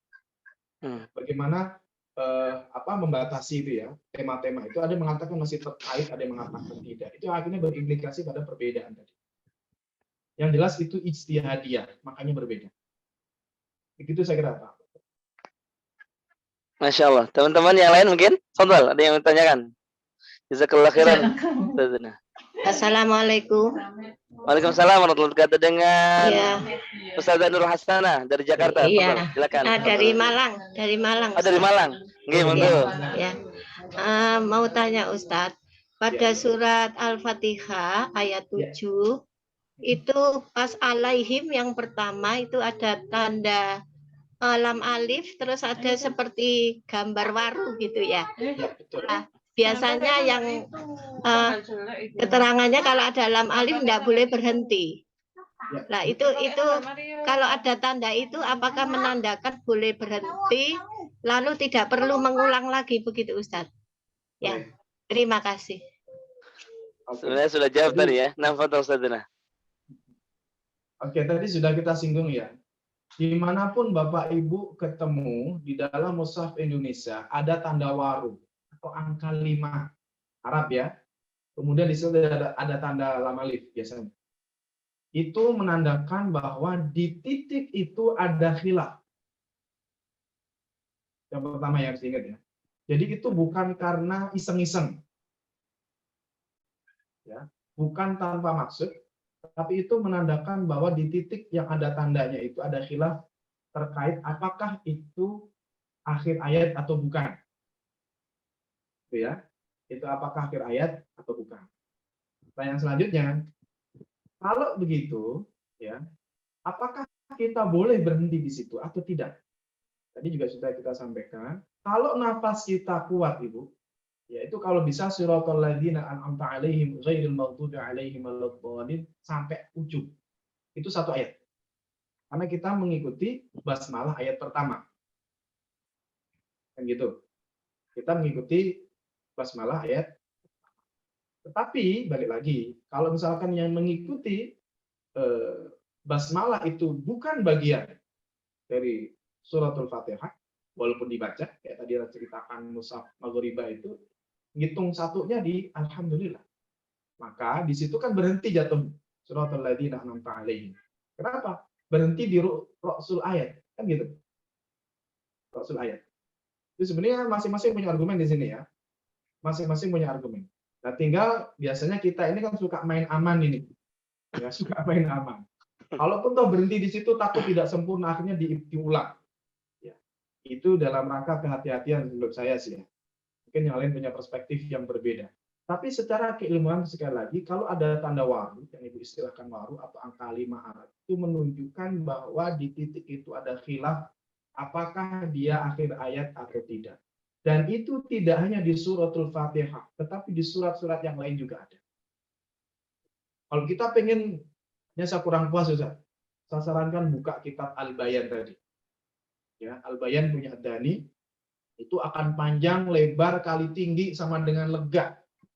Ujungnya kita puyeng bacanya itu sebenarnya kemana akhirnya. Ya sudah benar ulama kita memberikan guidance. Ya sudahlah. Jadi pada pusing kita pilihkan ini loh. Ya, ini nasi kotaknya ini. Sama kan kalau kita prasmanan, diajak buka bersama prasmanan. Kan bingung ini lauknya mau ngambil apa? Ada ayam goreng, ada apa lagi itu? Sate, ada gulai. Ujung-ujungnya ngambilnya tempe sama tahu. Ya kan? Misalkan itu ya. Jadi ini sudah dipilihkan. Intinya itu, secara keilmuan ya dimungkinkan. Ya, karena keterangan seperti tadi kita jelaskan. Semoga bisa menjawab ya, Bu Nurul, Bu Ustazah. Masya Allah. Barakallahu fikum Ustazuna. Tapi teman-teman yang lain, ini hal yang menarik ya tentunya yang bisa untuk kita diskusikan bersama.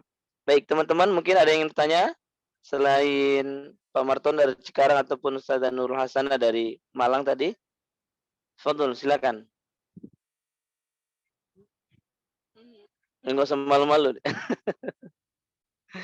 Baik Ustazuna, mungkin ada pertanyaan sedikit terkait tentang surah Al-Musaytir, surah At-Tur ayat 37, lafaz Al-Musaytirun, di mana di mushaf standar Indonesia dipilih sin disimpan di atas. Ya. Ya, kemudian di mushaf Madinah sin disimpan di bawah. Lalu ketika kita membaca dengan riwayat Hafs, tentu di sana kan kalau sin di atas penanda bahwasanya hanya dibaca sin seperti itu.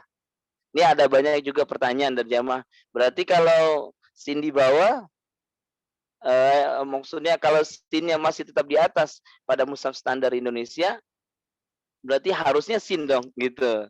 Padahal pada lafaz tersebut diperbolehkan dua cara baca, baik shad maupun sin. Fadhal Ustazana. Jawabannya begini Ustaz. Itu nanti ada di diktum keputusan muker ya.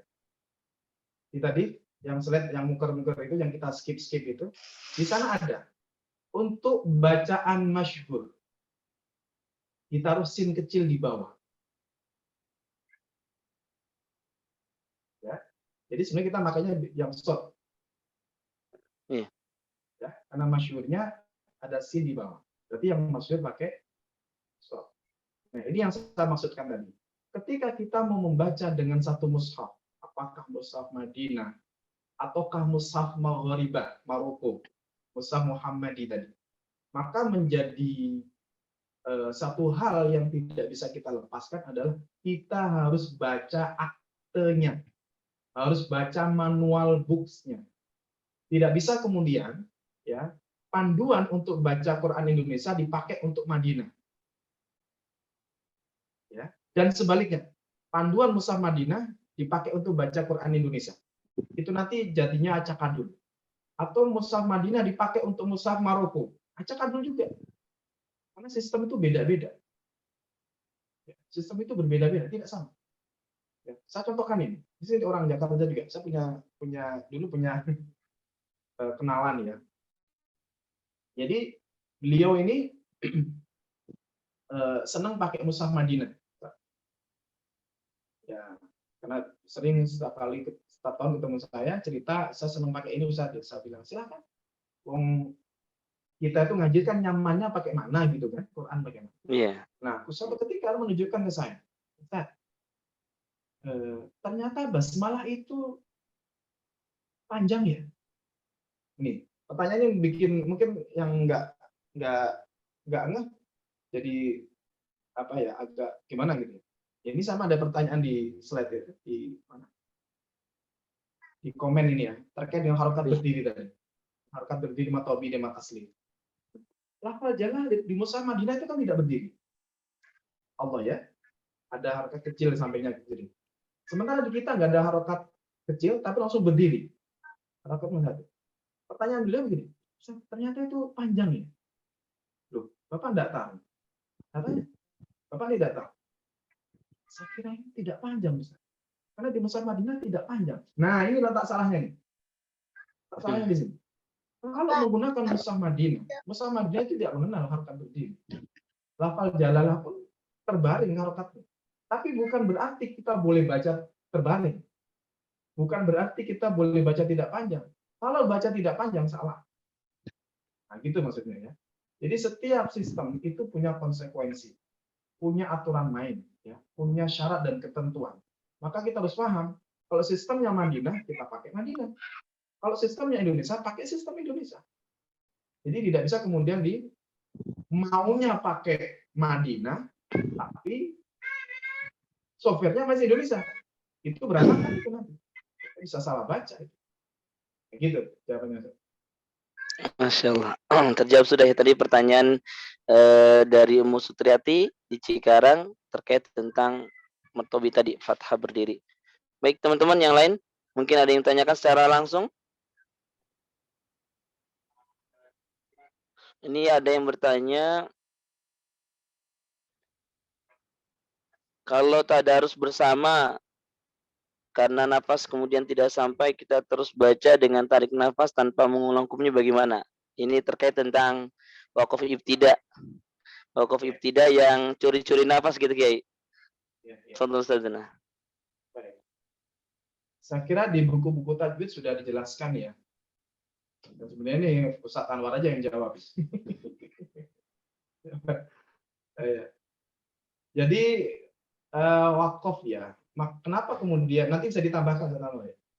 Jadi wakaf itu kan macam-macam ya. Ada tadi juga di slide kita tampilkan bagaimana wakaf taklimi atau itirad tadi.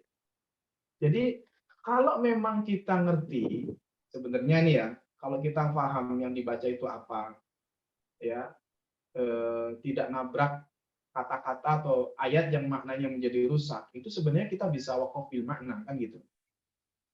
Kalau misalkan yang seneng rotal itu kan suka banyak kan, walaupun kita nyimak pakai mushaf Saudi, mushaf Madinah, tapi juga ditabrakin kiri kanan kan gitu. Itu karena yang baca ngerti, paham. Masalahnya kalau yang baca kita ini kan nggak paham. Hanya sekedar baca aja kan, nggak baca. Makanya kemudian kita dikasih tanda-tanda wakaf. Tanda-tanda wakaf itu sebagai guidance, rambu-rambu lah bagi kita kapan ngesen kiri, kapan ngesen kanan dan seterusnya. Nah, pertanyaannya kalau misalkan tidak kuat, ya kembali lagi kan, kalau merujuk pada pendapatnya Ibnu Jazari ya, wal akhdhu bitajwid hatmun lazimun man lam yujawwidil Qur'ana athimun. Ketika kemudian kita nabrak pakem-pakem itu kan berarti sudah kena diskualifikasi. Ya, nabrak lampu merah, kena tilang harusnya. Ya. Terus bagaimana? Ya kalau mau mau ideal ya harusnya ketika tidak sempurna ya diulang. Cuma masalahnya ketika tadarus ya, ini biasanya kalau tadarus kan isinya orang-orang bonek gitu ya. Bukan orang yang memang berangkat dari awal dengan persepsi yang sama. Jadi perlu kita samakan dulu kalau gitu. Kadang ada orang yang salah nggak mau diingetin. Pengennya ngacir aja gitu ya. Dan ini harus disamakan dulu supaya nanti tidak niatnya baik tapi ternyata jatuhnya tidak baik. Jadi kalau nanya hukumnya bagaimana? Kalau hukum asalnya ya dosa. Cuman nanti kalau diteruskan loh, kalau baca Quran dosa mendingan nggak ngaji saya. Itu jadi repot dosanya. ya mungkin ya perlu kita upgrade lah. Ya sementara waktu untuk membangun habit oke lah. Tapi harus dinaikin lah rate-nya agar bacaan kita itu semakin hari semakin bagus. Jangan terus-terusan nabrak lampu merah kira-kira gitu. Saya kira itu. Nah, Masya Allah. Barakallahu fikum Ustazuna. Ini hal yang menarik. Oh, ini ada pertanyaan cara baca untuk hamzah wasal kalau di awal. Apakah ada rumusnya? Mungkin kalaupun literaturnya ada, seperti apa gitu kayak. Ya. Ini mau cara mudah atau cara sulit? Cara mudah ya. Cara mudah, call Ustadz. Nanti WA orang yang ngerti ini bacanya apa langsung dijawab itu. Oke, jadi cara hamzah wasal sebenarnya gampang ya. Kalau itu al pasti fathah. Alhamdulillah. Kalau dibaca awal ya, alhamdulillah, ar-Rahman, ar-Rahim. Kalau alnya pasti fathah. Yang repot nanti kalau bentuknya fi'il. Itu yang kalau mau bentuknya fi'il tapi repot. Tapi kalau mau mudah ya tadi, call Ustadz atau call friend yang kira-kira bisa menjawab ya apakah ittabi'u atau attabi'u. Kadang karena hamzah wasalnya ada kepala suara dibacanya attabi'u atau utubi'u. Padahal bacanya ittabi'u. Gitu. Ya ada rumusnya nanti selanjutnya bisa nanya Ustadz Anwar Siddiq gitu. Baik, Ustazuna barakallahu fikum. Berkaitan ini juga ada sering pertanyaan dari beberapa rekan-rekan terkait tentang tanda wakaf yang terkadang antara mushaf standar Indonesia dan Madinah beda. Ya, di satu sisi kola, yang satu sisi sola. Nah, maka panduan baiknya, Ustazuna, seperti apa? Sedangkan kalau dari sisi makna kan, kalau sola berarti lebih baik lanjut, kalau kola lebih baik berhenti. Baik. Oke. Yang pertama, tanda wakaf itu ijtihadi ya. Ini harus teman-teman pahami. Dan itu disusun oleh para ulama untuk menjadi panduan bagi kita yang tidak paham struktur bahasa. Ini ada kitab nih. Ikhtilaful wukuf, ikhtilaf fi wukufil Quran. Di sini, ini sudah saya rangkum jadi manuskrip tulisan tangan. Nah, ini ada 14 tanda wakaf. Ya, artinya tidak satu model. Ya, tanda wakaf itu banyak modelnya maksudnya itu. Berbeda-beda. Maka nanti kalau misalkan ketemu perbedaan, ya perbedaan, ini bisa dicarikan landasannya. Maksudnya begini. Karena mushaf kita, tadi kan nanyanya kita ke Madinah.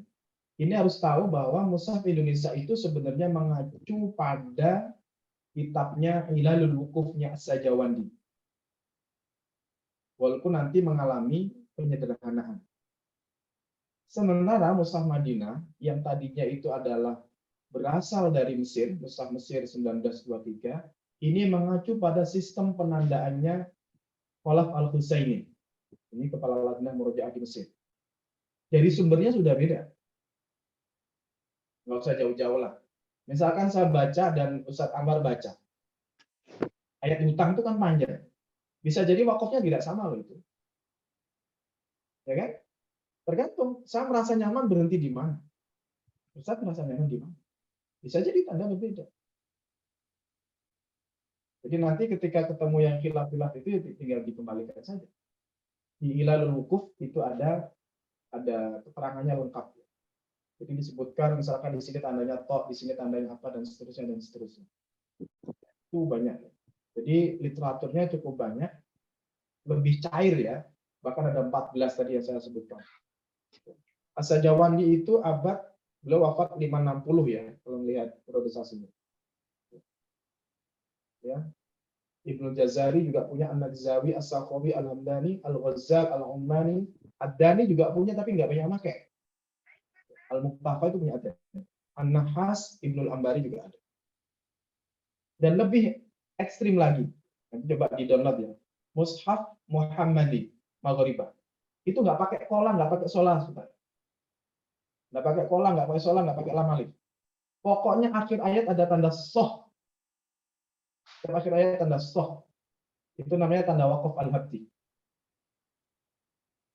Lebih, kalau mungkin kita tolah-tolah baca pakai gitu, gimana berartinya? Gitu.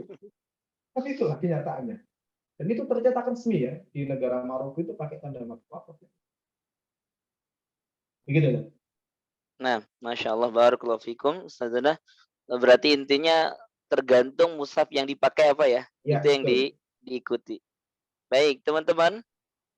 Tentu menarik kalau seandainya teman-teman yang lain yang ada unek-unek terkait tentang problem yang selama ini ditemukan saat melihat mushaf atau saat membaca Al-Qur'anul Karim, silakan. Bisa langsung tanyakan kepada narasumber kita untuk hari ini. Fadhal. Silakan. Assalamualaikum warahmatullahi Waalaikumsalam wabarakatuh. warahmatullahi wabarakatuh. Nah, Akhi Fahrul dari Cikarang, Fadhal. Waalaikumsalam Ustaz Zainal. Mudah-mudahan.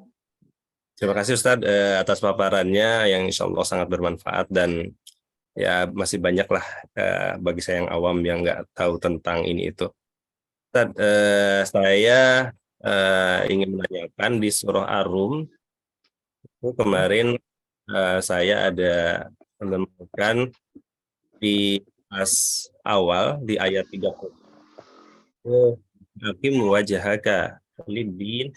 Nah, pas di lidinnya itu lamnya itu kenapa ada dua ya? Maksudnya apa menandakan Berapa itu? ya gitu. Sedangkan yang di ayat lain yang di Ar-Rum ayat 38 sendiri itu kan jadi lillazi kalau tidak salah. Jadi Ya. pas di ayat 30 itu lidin tapi lidinnya itu lamnya tuh seakan ada dua gitu. Jadi lam yang double, kemudian huruf dal, kemudian yang mati dan ya satu Ya, terus?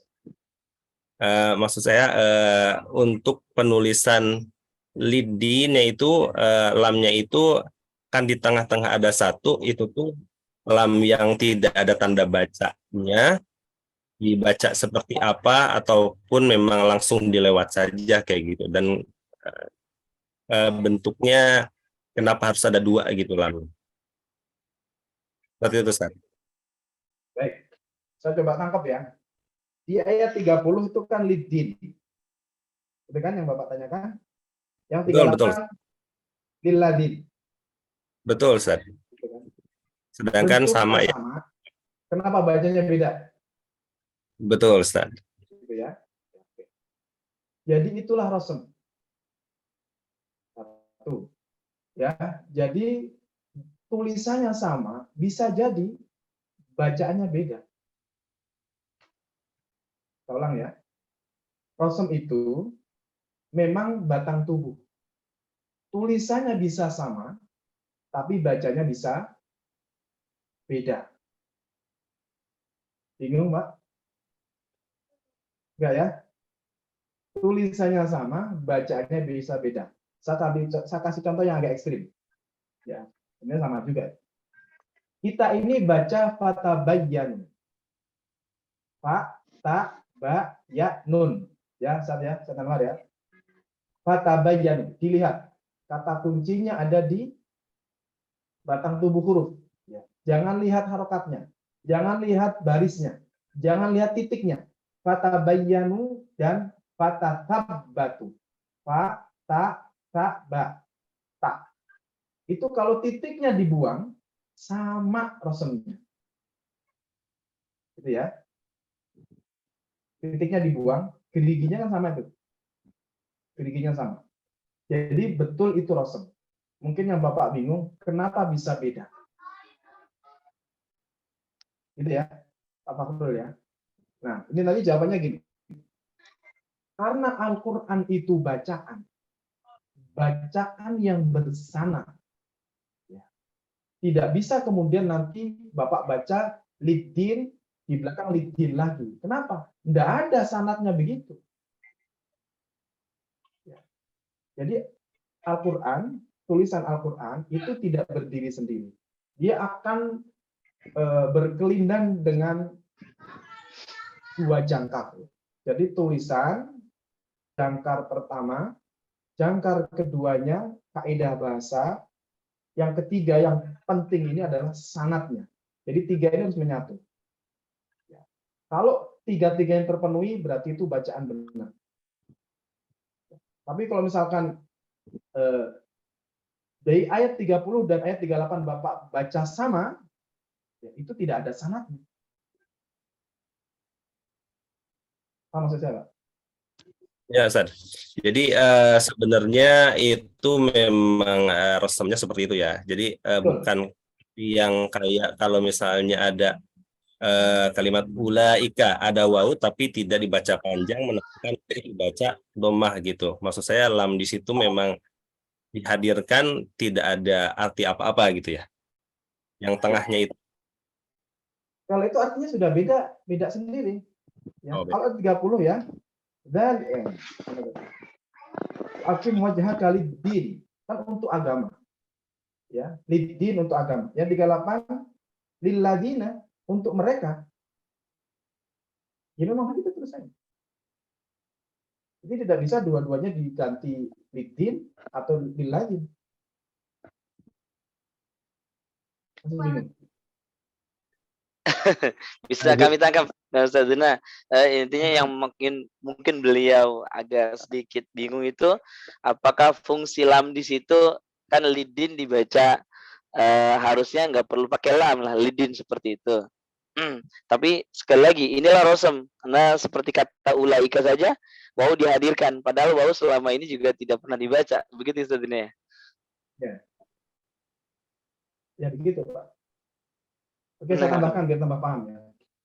Inilah kenapa ya ada seorang orientalis barat ya yang mengatakan begini, Pak Fakhrul.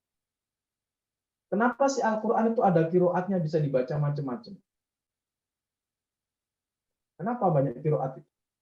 Itu penyebabnya adalah karena Mushaf Utsmani dulu itu tidak ada syakal, tidak ada titik. Kata dia ya, dia yang nanya, dia yang jawab. Padahal dia tidak ngerti kan gitu. Dia yang nanya, dia yang jawab.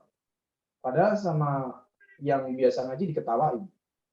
Tapi ya karena dia peneliti ya apa namanya ya banyak dikutip. Bahkan orang kita yang ngutip loh. Dan saya yakin yang mengutip itu karena nggak paham juga.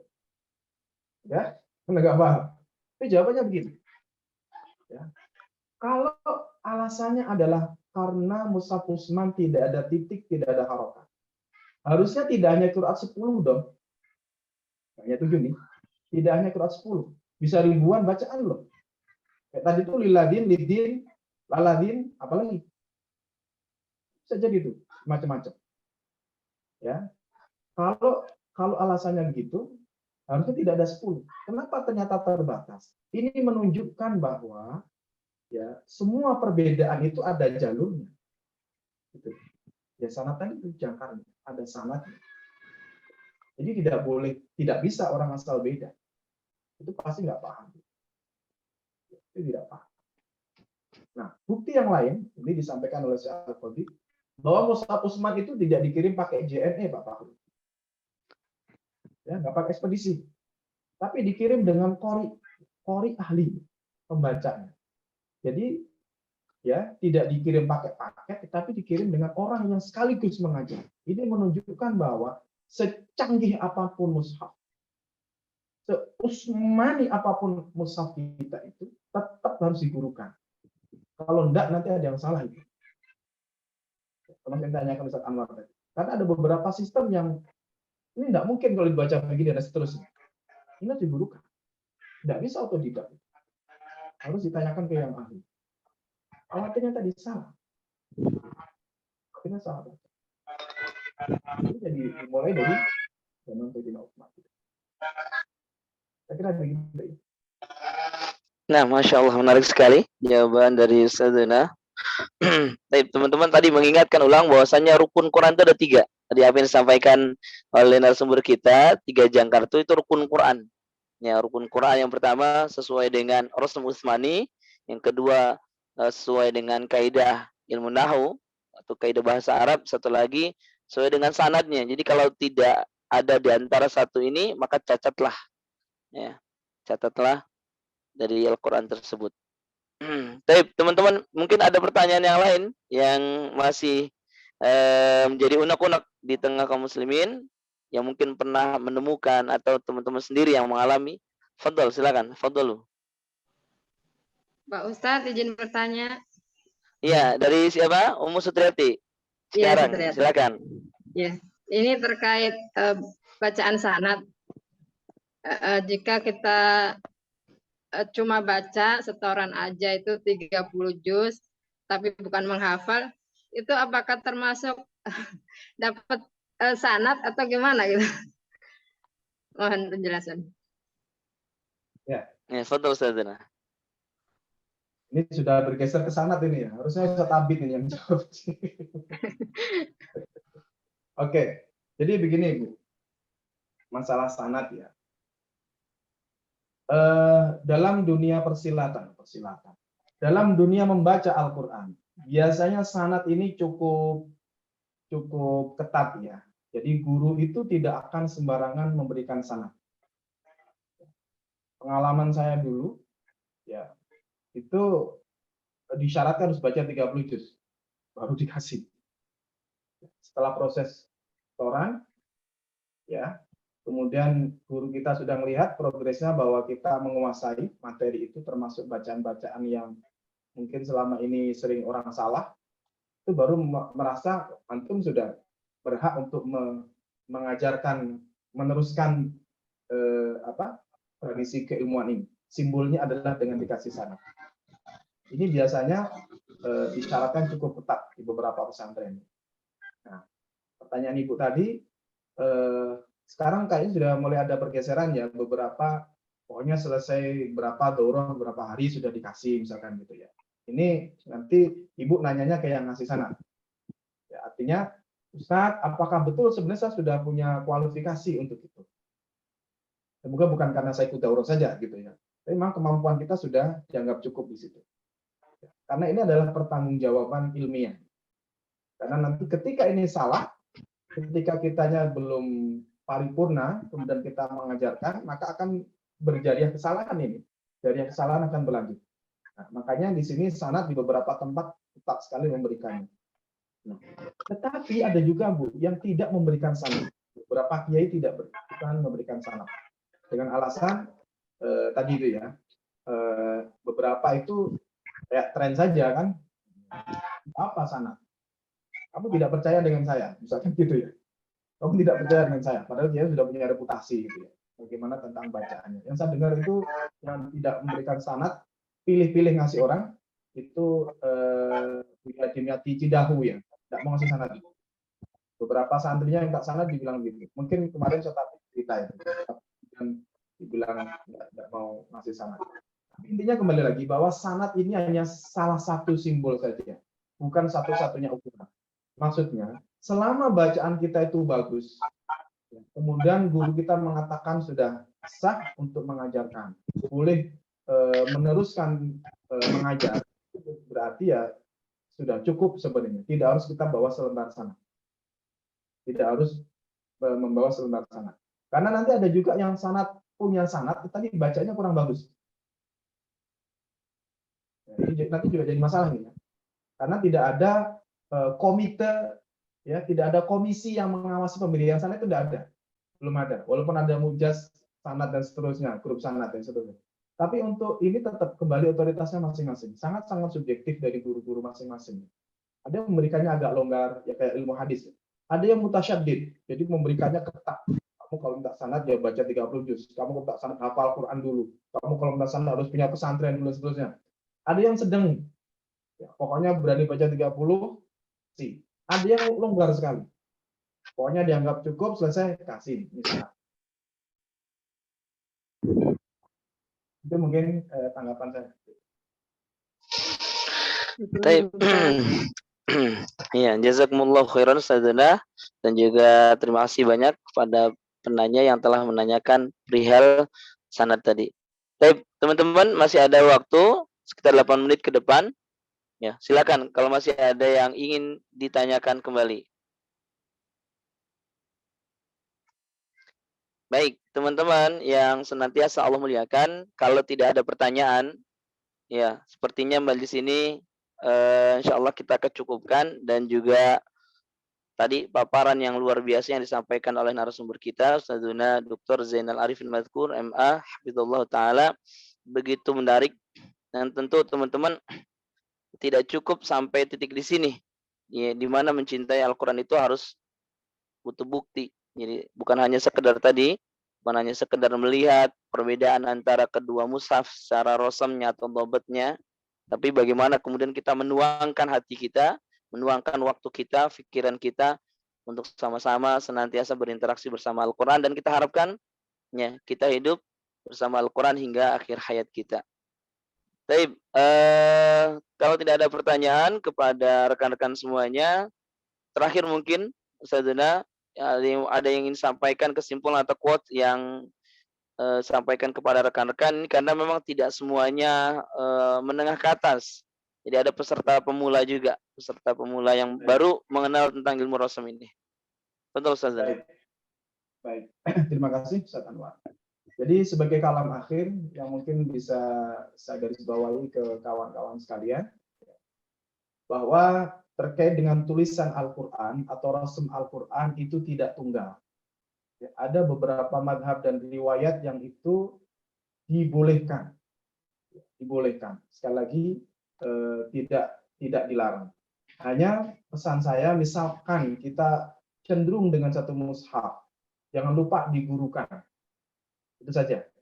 Dan sampai kemudian kita mencukupkan misalkan dengan satu mushaf, apakah itu mushaf Indonesia, ataukah mushaf Madinah, atau mushaf-mushaf yang lain. Karena nanti ada beberapa bacaan yang tidak bisa tercover dengan tulisan. Imalah itu tulisannya nggak ada. Di mushaf Madinah hanya dibuat buletan. Di kita ditulis imalah. Dan ini hanya bisa tepat kita membaca ketika kita talakikan. Jadi simpulannya jangan berhenti belajar. Ya. Silahkan menggunakan mushaf manapun. Selama itu kita gurukan, insya Allah bacaan kita akan terhindar dari kesalahan, ya, kesalahan yang atau terhindar dari dosa yang tadi kita sudah bincangkan di tengah kita diskusi. Barangkali itu dari saya.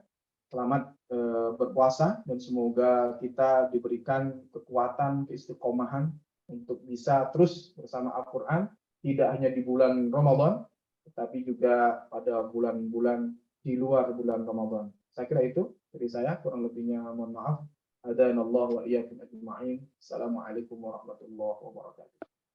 Waalaikumsalam warahmatullahi wabarakatuh. Jazakumullahu khairan. Sekali lagi kami ucapkan kepada narasumber kita, Ustazuna Dr. Zainal Arifin Mazkur, Hafizahullah Ta'ala, yang telah memaparkan materi yang luar biasa, baiknya, luar biasa bagusnya. Kita doakan semoga beliau beserta keluarga senantiasa dijaga oleh Allah Subhanahu wa Ta'ala dan dipermudah dalam setiap dakwah beliau untuk menyampaikan terkait tentang ilmu rasam dan juga ilmu dhabat. Dan teman-teman, beliau juga biasa membuka kunjungan, ya begitu ya Ustazuna ya. Jadi kalau memang ada yang ingin berkunjung, punya lembaga untuk melihat bagaimana proses Al-Quran, ya, di Lajnah Pentas Al-Quran, bisa nanti menghubungi beliau. Baik teman-teman yang senantiasa Allah muliakan, peserta takjil, talkshow dan kajian ilmu Al-Quran yang senantiasa Allah muliakan, sesi terakhir itu sebelum kita tutup, sesi dokumentasi kepada rekan-rekan ikhwan, rekan-rekan peserta yang ikhwan, mohon kiranya untuk on cam kita ngambil sesi foto bersama dengan narasumber kita. Ini mohon di on cam kan semuanya. Baik, ada beberapa yang masih tutup, tolong di on cam. Baik, kepada tim minta tolong diambil dokumentasinya. Ya, kita hitung mundur ya. 3, 2, 1. Baik, cukup. Teman-teman yang senantiasa Allah muliakan, sekali lagi apa yang disampaikan oleh narasumber kita kaji kembali, kita murojaah kembali, dan sekali lagi jangan mencukupkan diri bersama Al-Quran hanya di bulan suci Ramadan saja. Biarkan Ramadan ini terus mekar sepanjang tahun dan jadikan ia sebagai pedoman hidup kita, sebagai hudal linnas, dan kita berharap semoga apa yang disampaikan menjadi amal jariah untuk beliau beserta keluarga. Dan kepada rekan-rekan semua kami ucapkan jazakumullahu khairan katsira wa barakallahu fikum jami'an telah membersamai kita semua. Insyaallah kita akan berjumpa di lain kesempatan ya, di majlis lain yang insyaallah mudah-mudahan kita diberi kesempatan oleh Allah Subhanahu wa taala untuk bisa berjumpa kembali. Kami mohon maaf atas segala kekurangan ya, baik dari awal maupun akhir, dari takjil pertama bersama pemateri sampai dengan takjil terakhir hari ini. Kami mohon maaf atas segala kekurangan. Semoga apa yang disajikan di takjil 1444 Hijriah di Ramadan tahun ini bermanfaat dan menambah semangat untuk kita menimba ilmu, menuntut ilmu, dan inilah jalan kemudahan kita untuk bisa masuk ke dalam surganya Allah Subhanahu wa taala. Baik, kita cukupkan dengan doa kafaratul majlis. Subhanakallahumma wa bihamdika asyhadu an la ilaha illa anta astaghfiruka wa atubu ilaik. Sekali lagi kami ucapkan jazakumullah khairan Ustazuna sudah hadir membersamai kita semua. Semoga beliau senantiasa dijaga selalu, dan teman-teman semua terima kasih banyak. Kami undur diri. Billahi taufiq wal hidayah. Assalamualaikum warahmatullahi wabarakatuh. Waalaikumsalam warahmatullahi wabarakatuh. Assalamualaikum. Waalaikumsalam warahmatullahi wabarakatuh. Terima kasih Ustaz.